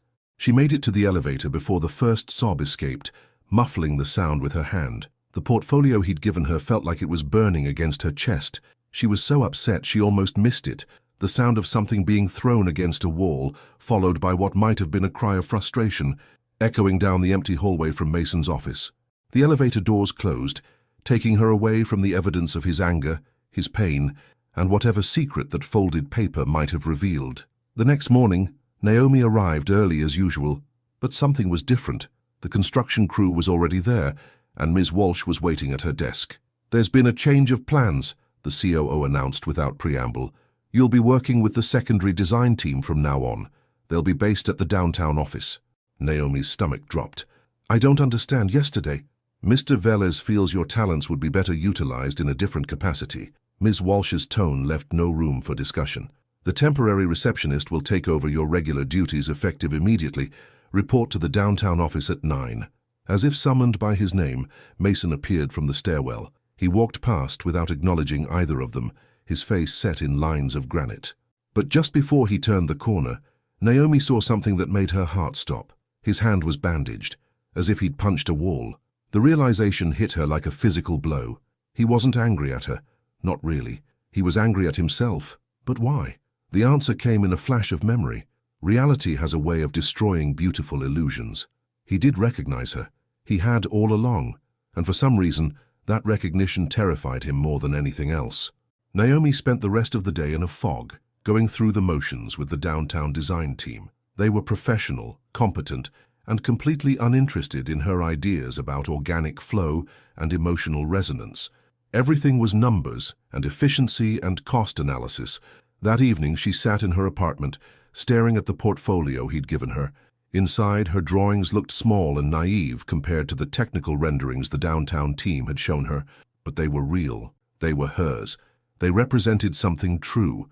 Her phone buzzed. Olivia calling to check on her. Naomi let it go to voicemail. How could she explain what had happened? How could she describe the look in Mason's eyes when he'd found her in his office? Not just anger, but fear. Outside her window, a storm was rolling in, lightning flickering between buildings like nature's own masquerade. Naomi pressed her forehead against the cool glass, remembering another night, another storm in his eyes before he'd kissed her. "What are you hiding from?" she'd asked him then. Now, watching the storm approach, she whispered the answer to herself. Everything, nothing, love itself. Because that's what this was really about, wasn't it? Not just the masks they wore or the roles they played, but the terrifying possibility of being seen, really seen, by another person. The first drops of rain hit her window, and Naomi made a decision. She pulled out her phone and typed a message to the number listed in her employee contact sheet. "The mask suited you better than this wall you're building. At least it was honest about hiding something." She hit send before she could lose her nerve, then turned off her phone completely. Tomorrow would bring consequences, she was sure, but for tonight, she'd said something true, and sometimes that had to be enough. When Naomi finally turned her phone back on the next morning, there was only one message. "My office, 7 a.m. The sun was barely rising as she stepped out of the elevator into the executive floor. The space felt different in the early morning light, less imposing, more vulnerable somehow, like a theater before the show begins. Mason was standing at his window, his back to the door. He'd lost the suit jacket, and his white shirt sleeves were rolled up to his elbows, revealing the bandage on his right hand. He didn't turn when she entered. "Close the door," Naomi did, her heart thundering in her chest. The mask was no longer visible on the shelf, but its absence felt like a presence in itself. "That text," he said finally, still facing the window, "was inappropriate. So is pretending you don't recognize me." The words hung in the air between them, sharp and undeniable. Mason's shoulders tensed, and for a moment Naomi thought he might dismiss her again. Instead, he turned slowly to face her. He looked exhausted, like he hadn't slept at all. The careful control he usually maintained was fraying at the edges, revealing something raw underneath. "Sit down, Naomi." She did, perching on the edge of one of the leather chairs. Mason remained standing, running his unbandaged hand through his hair in a gesture she was beginning to recognize as frustration. "What do you want from me?" he asked finally. "The truth." He laughed, but there was no humor in it. The truth is that I'm your employer. The truth is that anything else, any other interaction between us, would be professionally and ethically questionable." "That's not the truth," Naomi said quietly. "That's another mask." Mason moved suddenly, crossing the space between them in 2 long strides. He planted his hands on the arms of her chair, caging her in, his face inches from hers. His eyes were wild, desperate. "You want the truth?" His voice was rough. "The truth is that I haven't slept properly since that night. The truth is that when I walk into a room, I look for you first. The truth is that every time you show me one of your designs, I see not just what you created, but who you are. This brilliant, gentle, fierce woman who sees the world in ways that make me remember what it's like to feel something real." Naomi's breath caught. "Then why?" "Because I can't." He pushed away from the chair, pacing like a caged animal. "I can't feel these things. I can't want these things. I can't." He stopped abruptly, pressing his bandaged hand against the window as if trying to ground himself. "Can't what?" Naomi stood, taking a step toward him. "Can't let yourself be happy? You don't understand. Then help me understand." Mason was quiet for so long she thought he wouldn't answer. When he did, his voice was barely above a whisper. "Clara, my wife, she was an interior designer too." He kept his back to Naomi, but she could see his reflection in the window, the pain etched across his face. She had that same light in her eyes when she talked about spaces, about making people feel things through design. She used to say that architecture wasn't about buildings, it was about the moments that happen inside them. Naomi's heart ached. What happened to her? Brain aneurysm. 5 years ago. One minute we were having breakfast, talking about renovating our house, and the next, his voice cracked. The next minute my whole world collapsed. "I'm so sorry, Mason." "The worst part?" He turned to face her, his eyes bright with unshed tears. "When I saw you at the ball, when we danced, when we talked, For the first time in 5 years, I felt something other than numb, and it terrified me. Why? Because I don't deserve it. The words exploded out of him. I couldn't save her. I couldn't do anything. I just sat there holding her hand, watching her slip away. And now every time I look at you, every time I see that same passion, that same light, he pressed his bandaged hand to his chest. It feels like betraying her memory. Naomi moved closer, slowly, like approaching a wounded animal. Do you think she'd want you to punish yourself forever? You don't know what she'd want. You didn't know her. No, Naomi agreed softly. But I know what it's like to be afraid of living, to build walls so high that even you can't see over them anymore. She was close enough now to touch him, but she didn't. Instead, she pulled something from her bag, the portfolio he'd given her. When you gave me this, she said, it was the first time anyone had ever validated my dream, not with words, but with action. You saw something in me that I barely let myself see. That's not betrayal, Mason. That's being alive. His eyes fixed on the portfolio, then lifted to her face. I don't know how to do this, he admitted. I don't know how to feel these things again. Neither do I. Naomi smiled sadly. My last relationship. He didn't hit me, but he made me feel so small, so worthless, that I forgot who I was. It's taken me 2 years to even start remembering. Mason's hand twitched toward her, then dropped. Is that why you left the ball? Why you didn't tell me your name? I left because for one perfect night I got to be exactly who I am. No history, no baggage, no fear, just me. And I was afraid that in the light of day, that magic would disappear. And has it? Naomi looked at him, really looked at him, at the pain and fear in his eyes, but also at the possibility, the want, the life, struggling to break through the walls he'd built. No, she said softly, it's still there. In every design I draw, in every moment you forget to pretend you don't see me, in every time you let yourself feel something real. Mason closed his eyes, swaying slightly toward her. Naomi, his phone buzzed sharply, making them both jump. The spell broke. Reality rushed back in. The board meeting, he muttered, checking the message. I have to. I know. Naomi stepped back, clutching the portfolio to her chest like a shield. We both have jobs to do. She turned to leave, but his voice stopped her at the door. The downtown team, he said. I wasn't punishing you. I was trying to protect myself. Naomi looked back at him, this beautiful, broken man trying so hard to keep his world from changing. I know that too, she said gently. But Mason, sometimes the things we think will break us are actually the things that help us heal. She left him standing there, silhouetted against the rising sun. In the elevator, she finally let herself feel everything. The pain, the hope, the terrifying possibility of what might happen next. Her phone buzzed. Another message from him. The design meeting tomorrow. Main conference room.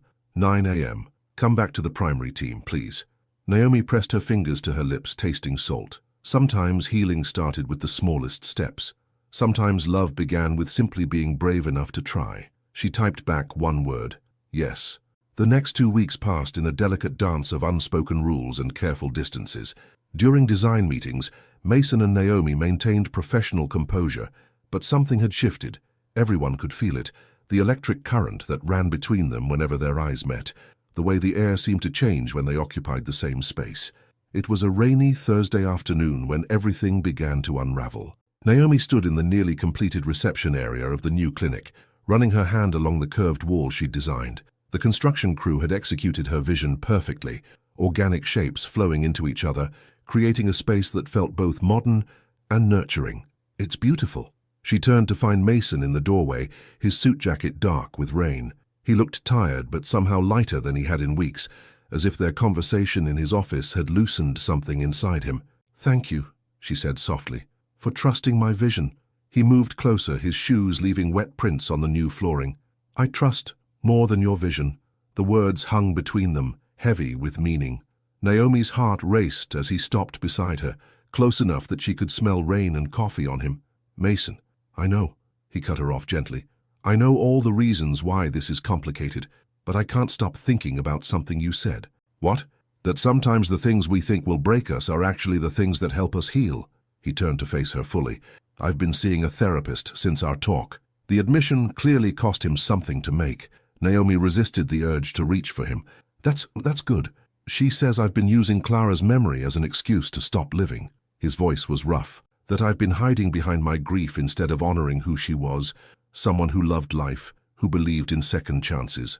Thunder rumbled outside, and the rain intensified, drumming against the glass dome above them.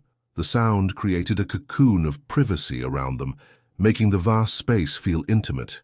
"Yesterday was our wedding anniversary," Mason continued. "For the first time in 5 years, I went to her grave and talked to her. Really talked to her. About you, about everything." Naomi's breath caught. "What did you say?"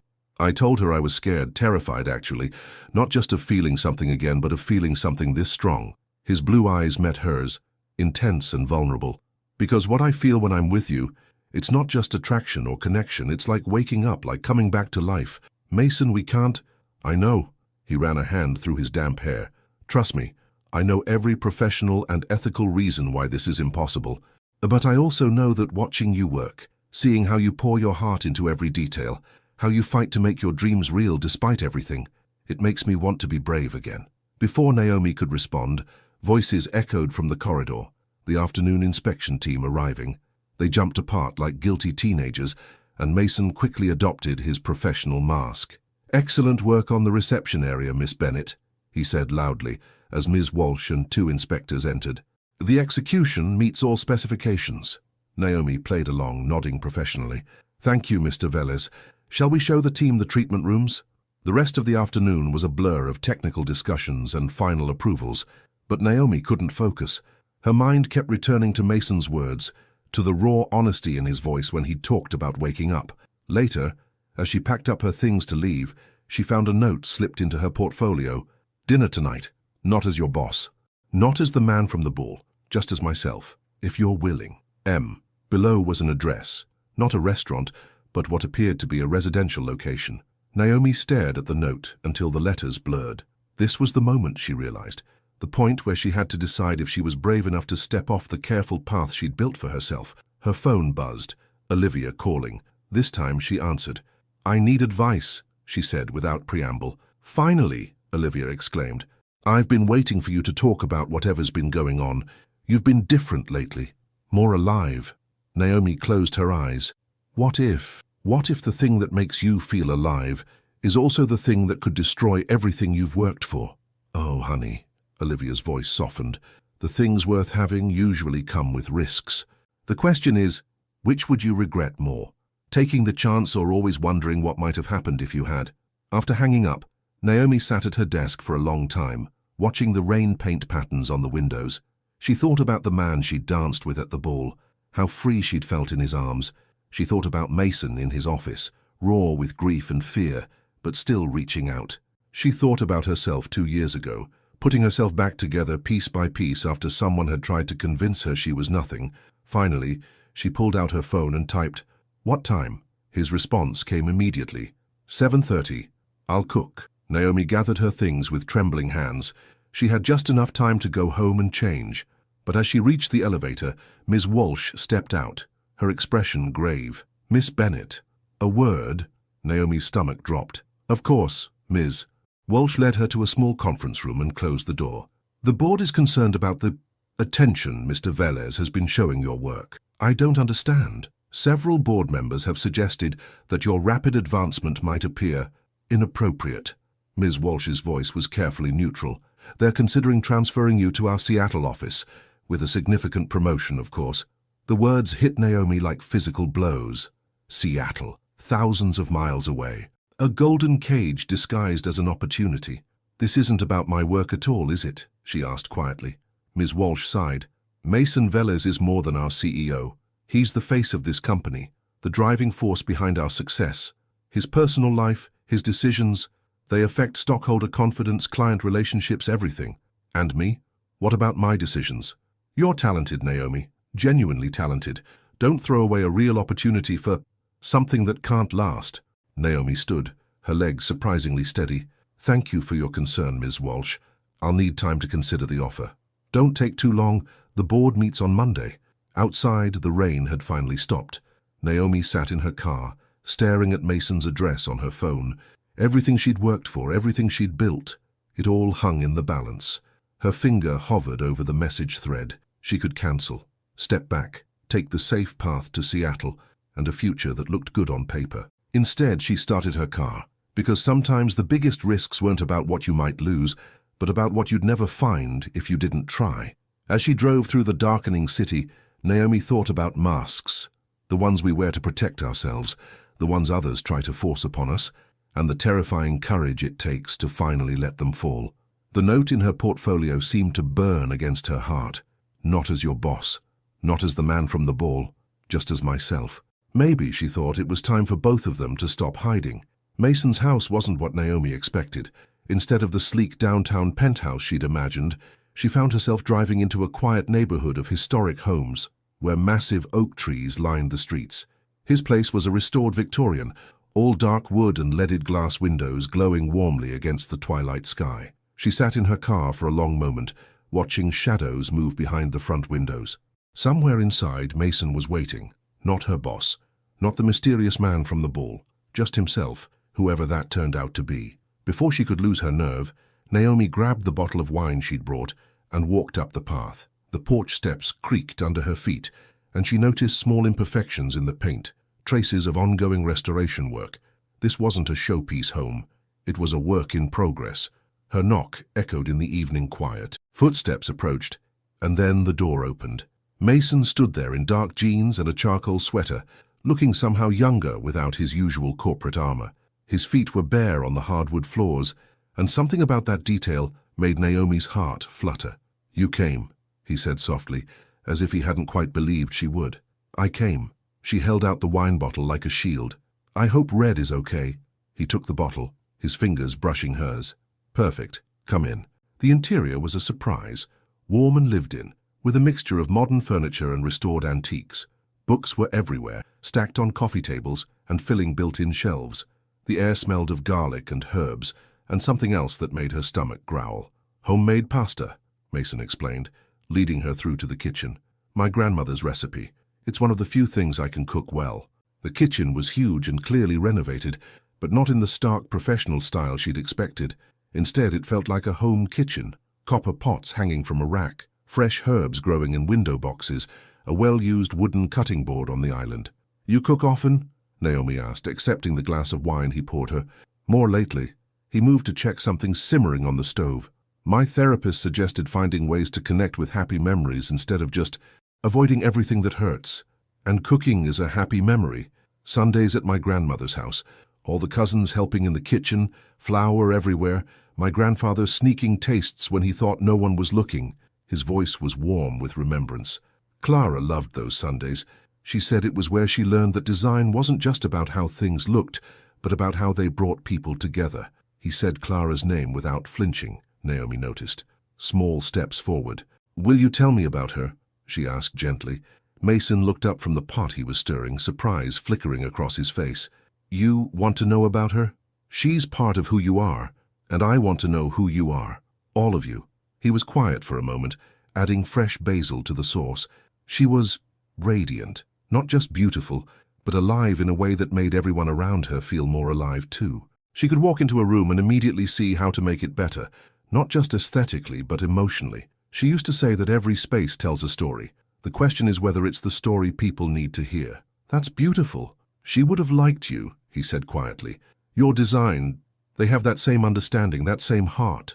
Before Naomi could respond, a timer dinged. They fell into an easy rhythm, Mason draining the pasta while she found plates in the cabinet he pointed to, both of them moving around each other in the warm kitchen space, as if they'd done this 100 times before.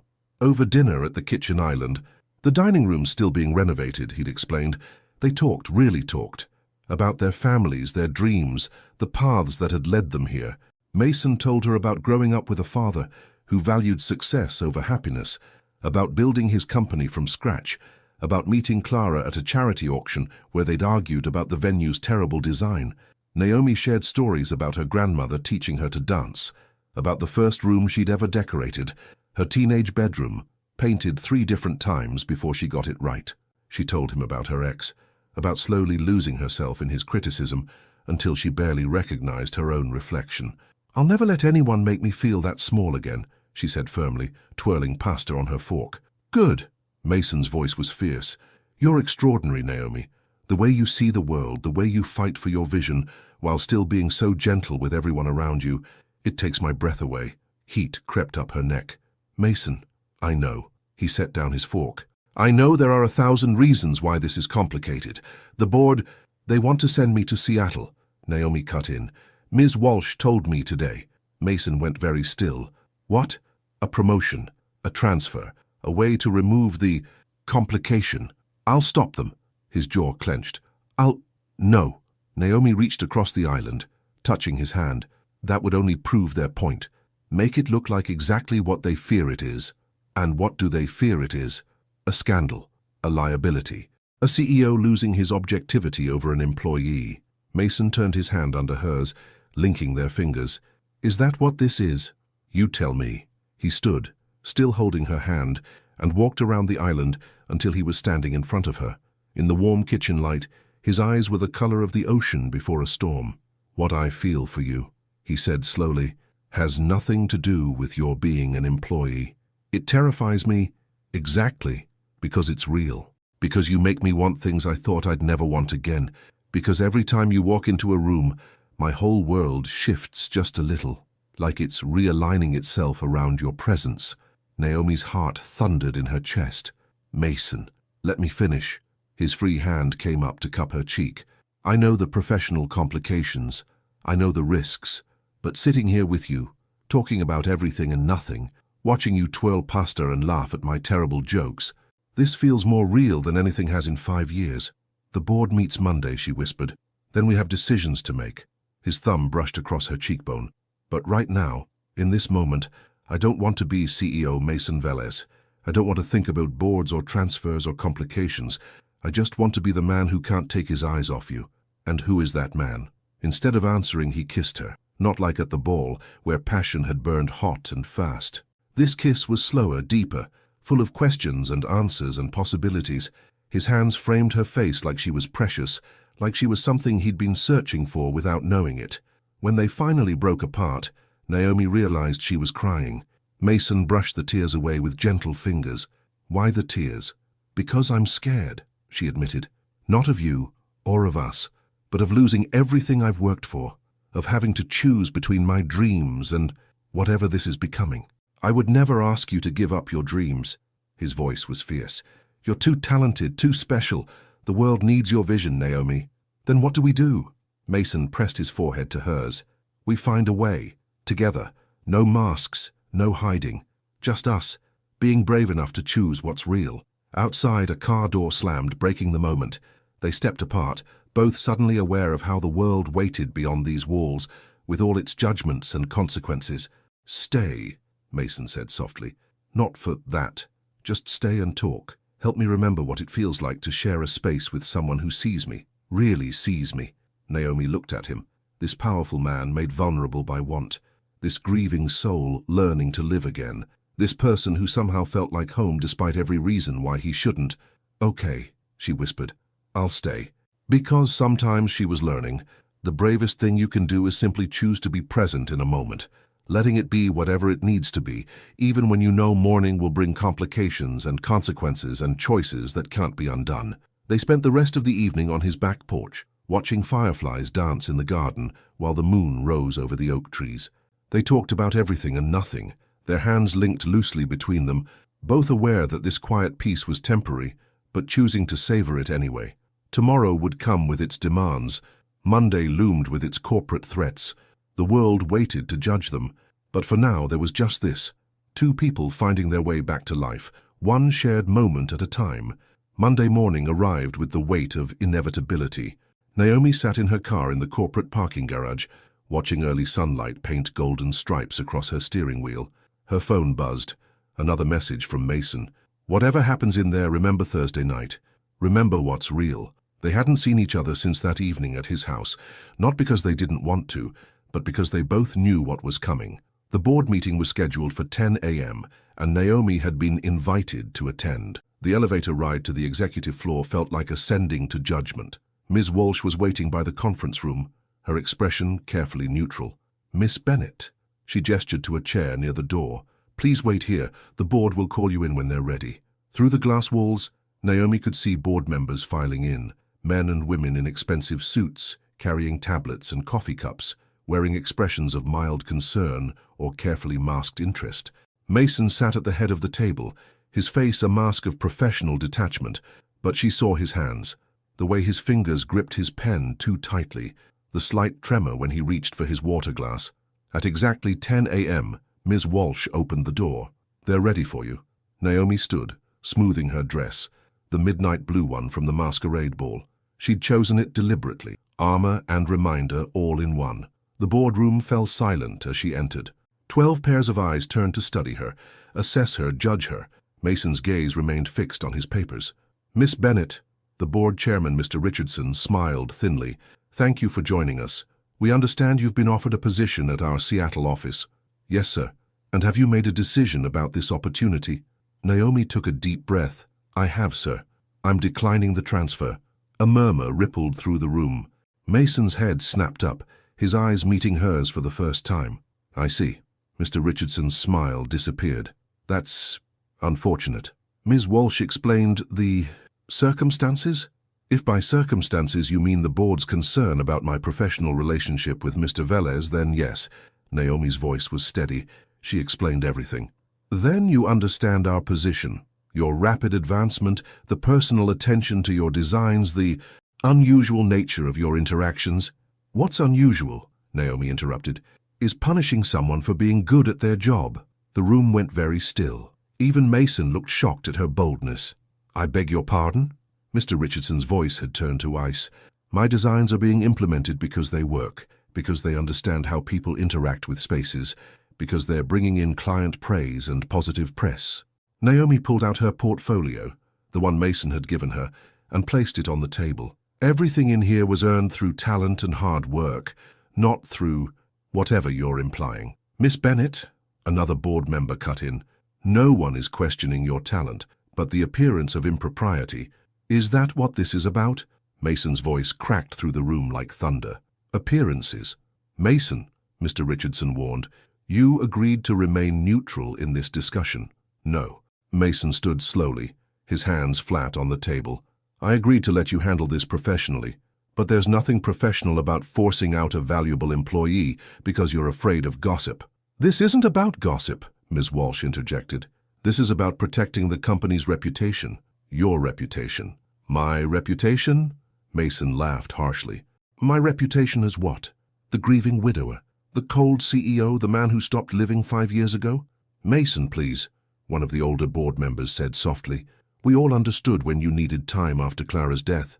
But this involvement, it's too soon, too public, too soon." Mason's voice broke. "It's been 5 years. 5 years of existing, but not living. 5 years of running this company on autopilot while my soul died a little more each day. And now when I finally find someone who makes me want to be alive again, you want to ship her to Seattle." Naomi's heart thundered in her chest. He was throwing everything away, his carefully maintained image, his professional distance, everything. "Mr. Velez," she said quietly, "don't." He looked at her then, really looked at her, and something in his eyes shifted. "No, Naomi, I'm done hiding. I'm done pretending." He turned back to the board. "You want to know the truth? Here it is. I met Naomi at a masquerade ball. I didn't know she worked for me. We danced, we talked. We connected in a way I haven't connected with anyone since Clara died." The boardroom was absolutely silent. "When I found out she was an employee, I tried to ignore it, to maintain professional distance, to be the cold, controlled CEO you all expect me to be. But here's what happened instead. I watched her work. I saw her talent, her vision, her incredible gift for understanding how spaces affect people. And yes, I championed her designs, not because I was attracted to her, but because they were brilliant."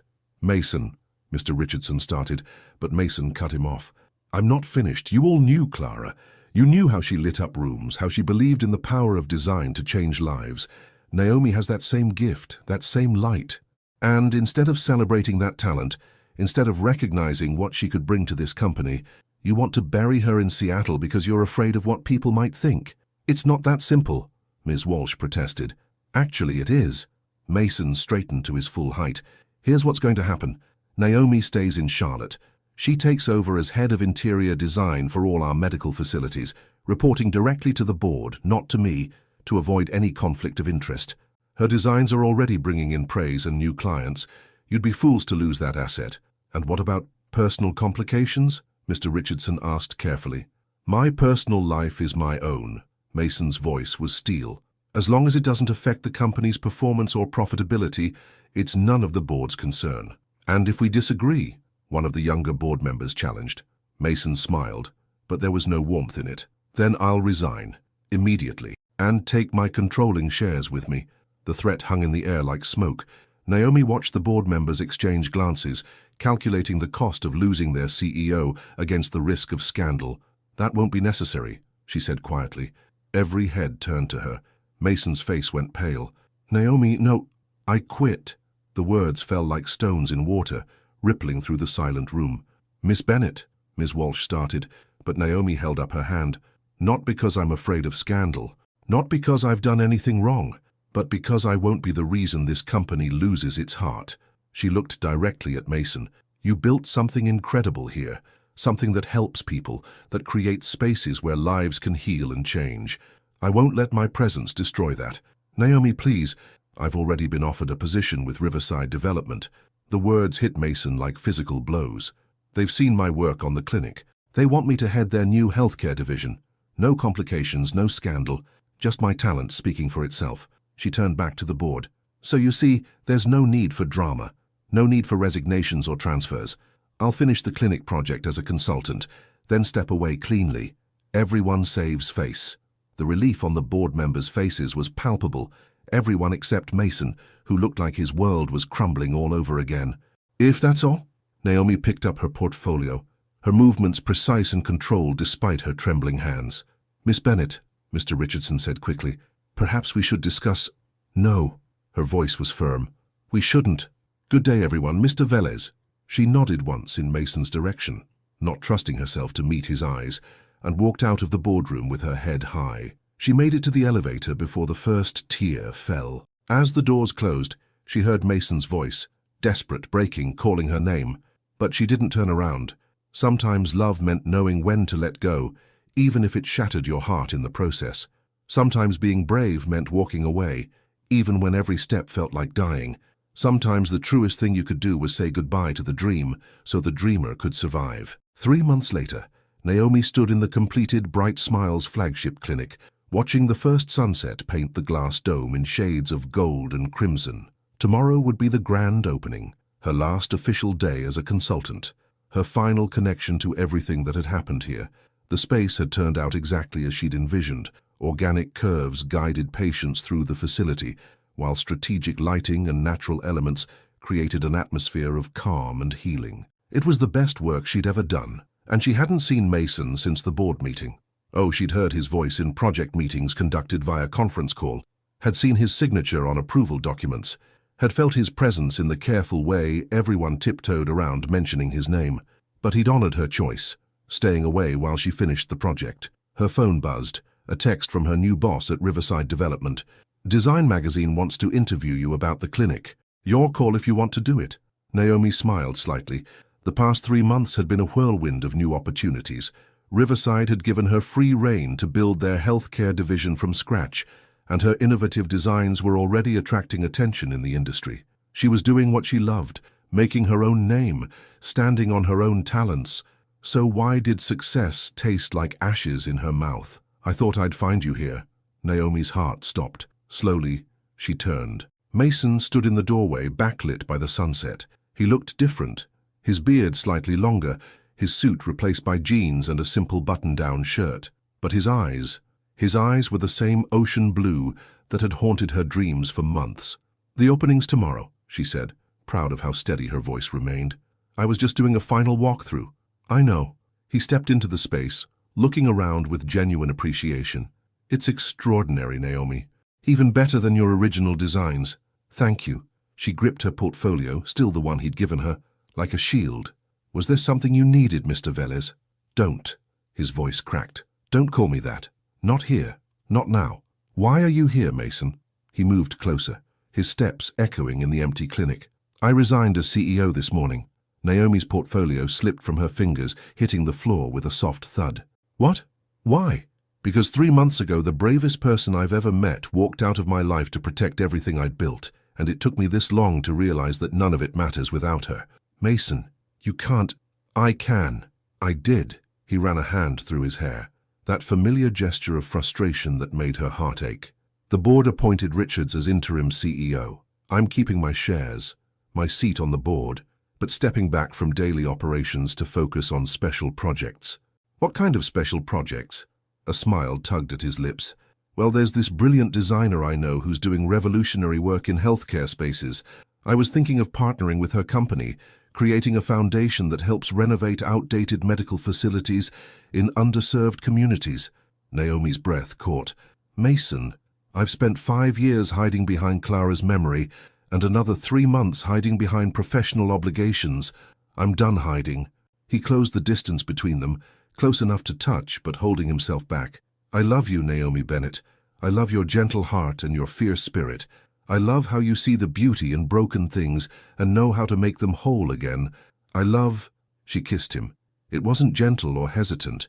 It was 3 months of longing, of missing his voice and his laugh and the way he looked at her like she was magic. His arms wrapped around her immediately, pulling her close as if he'd been dying to hold her all this time. When they finally broke apart, both breathing hard, the sunset had painted them in shades of gold and shadow. I missed you, she whispered against his lips. Every day, every moment I missed you. I'm so sorry I let you walk away. His forehead pressed against hers. I should have followed you then. Should have told the board to go to hell. Should have... No! Naomi pulled back enough to see his face. I needed these 3 months. Needed to prove to myself that I could succeed on my own. That my talent was real, not just something you saw in me. Understanding dawned in his eyes. And have you proved it? My designs are being featured in 3 industry magazines. Riverside's given me my own division. I'm being asked to speak at conferences. She smiled. So yes, I'd say I've proved it. I never doubted you would. His hands framed her face. You're extraordinary, Naomi. You always have been. I hope I haven't lost my chance to be part of your story. She covered his hands with hers. You know what I think about stories? What? They're like spaces. Sometimes you have to tear down walls to let the light in. Sometimes you have to be brave enough to start over. And sometimes, she smiled, sometimes the most beautiful designs come from taking broken pieces and making something new. Mason's eyes shone with unshed tears. I love you. I love you too. The words felt like coming home. No masks, no hiding, no masks, he agreed. Just us, just real. Outside, the sun had set completely, but the glass dome above them reflected the city lights like stars. In the gentle glow, Naomi could see their reflection, 2 people who had found each other behind masks, but learned to love what lay beneath them. Dance with me? Mason asked softly. There's no music. He pulled her close anyway, swaying gently in the starlit space. We'll make our own. And so they danced, in the clinic she had designed, surrounded by the proof of her talent and his trust. They danced to the rhythm of second chances and hard-won truths. They danced as equals, not boss and employee, not CEO and designer, but simply 2 people brave enough to choose love over fear. Tomorrow would bring new challenges. There would be gossip to face, boundaries to establish, details to work out. The foundation they dreamed of building would take time and effort. Their relationship would need care and nurturing. But tonight, in this space that represented both ending and beginning, they simply held each other and danced. Because sometimes the most beautiful stories aren't about perfect moments or fairy tale endings. Sometimes they're about the courage to be imperfectly, wonderfully real. Sometimes they're about 2 people who were broken in different ways, finding that their jagged edges fit together perfectly.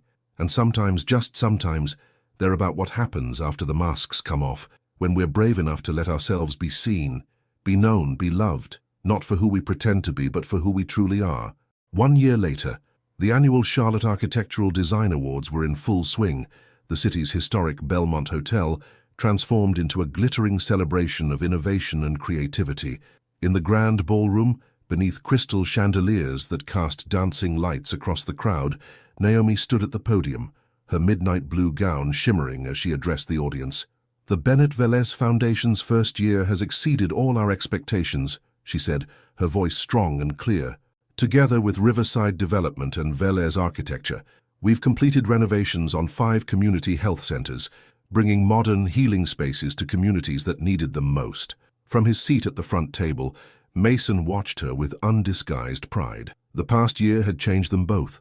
Naomi's natural confidence had blossomed as her reputation in the industry grew. Her healthcare designs were now sought after across the country, and the foundation they'd built together was garnering national attention. Mason himself had found a new purpose. Stepping back from corporate leadership had freed him to focus on what really mattered, using his resources and connections to make a difference. Working alongside Naomi, he'd rediscovered the passion for design that had first drawn him to architecture. But tonight isn't about numbers or achievements, Naomi continued, her eyes finding Mason's in the crowd. It's about moments. Like the elderly woman who told us our redesigned waiting room was the first place she'd felt truly comfortable in years, or the child who said our pediatric clinic didn't feel scary anymore because we'd painted constellations on the ceiling. She touched the delicate ring on her left hand, a unique piece they'd designed together, featuring a small mask charm nested among the diamonds, not as a reminder of hiding, but of the night they'd first been brave enough to be real with each other. Someone very wise once told me that every space tells a story, Naomi said softly. Tonight I want to share a new story we're writing. The lights dimmed, and behind her, a projection appeared, renderings of their most ambitious project yet. A comprehensive medical center in Charlotte's most underserved neighborhood, featuring design elements from all their successful projects combined with innovative new concepts. The Clara Velez Memorial Medical Center, Naomi announced, her voice gentle as she revealed the name for the first time. In his seat, Mason's eyes filled with tears, but he was smiling. A place where healing spaces meet cutting-edge care, where design serves humanity, and where every detail is crafted with love. The audience erupted in applause, but Naomi wasn't finished. And speaking of love, her hand drifted to her stomach, where the smallest bump was just beginning to show beneath her gown. Mason and I are thrilled to announce that in about 6 months, we'll be welcoming our own little designer. The room exploded with cheers and congratulations. Mason was on his feet instantly, crossing to the podium to kiss his wife, as camera flashes captured the moment. But for them, the world had narrowed to just this. His hands cradling her face, her fingers gripping his lapels, their foreheads pressed together in their own private celebration. Later that night, they stood on their back porch, Mason's suit jacket draped over Naomi's shoulders, as they watched fireflies dance in their garden. The old Victorian house had evolved with them, each room now reflecting both their styles, their shared vision, their combined dreams. "Happy?" Mason asked, his hand resting protectively over her growing bump. Naomi leaned back against his chest. "Clara's project starts construction next month. The foundation's expanding to 3 new states, and this little one," she covered his hand with hers, "it feels like everything's falling into place. You know what this reminds me of?" "What?" "That first night you came here for dinner, when you asked me to tell you about Clara." He pressed a kiss to her temple. "I never imagined then that you'd help me honor her memory in such a beautiful way. She's part of our story," Naomi said simply. "Just like the masks that brought us together, like the clinic where we fell in love, like every step that led us here." Mason turned her in his arms, studying her face in the soft porch light. "Sometimes I still can't believe you're real, that we're real." "Oh?" Naomi's eyes sparkled with mischief. "Should we put on masks again just to be sure?" He laughed, that full, warm laugh that had become so much more frequent this past year. "No more masks, just us." "Just us," she agreed, rising on tiptoe to kiss him, being brave enough to love. Above them, the stars twinkled like the chandeliers from that first magical night, but now they didn't need masks or pretense or carefully maintained distances. Now they had something better: truth, trust, and the beautiful reality of a love that had survived every test. A love that would soon have tiny footsteps echoing through their renovated halls, adding new chapters to their story, filling their carefully designed spaces with even more life and joy. Because sometimes the most beautiful designs aren't the ones we plan, but the ones that evolve naturally from 2 hearts brave enough to build something real together, something that lasts. The end. Based on the emotional story of Naomi and Mason, here's an impactful question. If you were in Naomi's shoes, would you have the courage to let go of a promising career and give up everything for love? Or would you have chosen the safe path by accepting the transfer to Seattle? Sometimes the most difficult choices are precisely those that can completely change the course of our lives, just as Naomi's did when she decided to follow her heart, even though she faced all the consequences. Have you ever had to choose between following your reason or your heart? What decision did you make and how did it impact your life? Your participation in the channel is very important. Please leave your opinion in the comments. Thank you so much for watching until the end. If you enjoyed this story, don't forget to subscribe to the channel, leave a like, and comment your thoughts.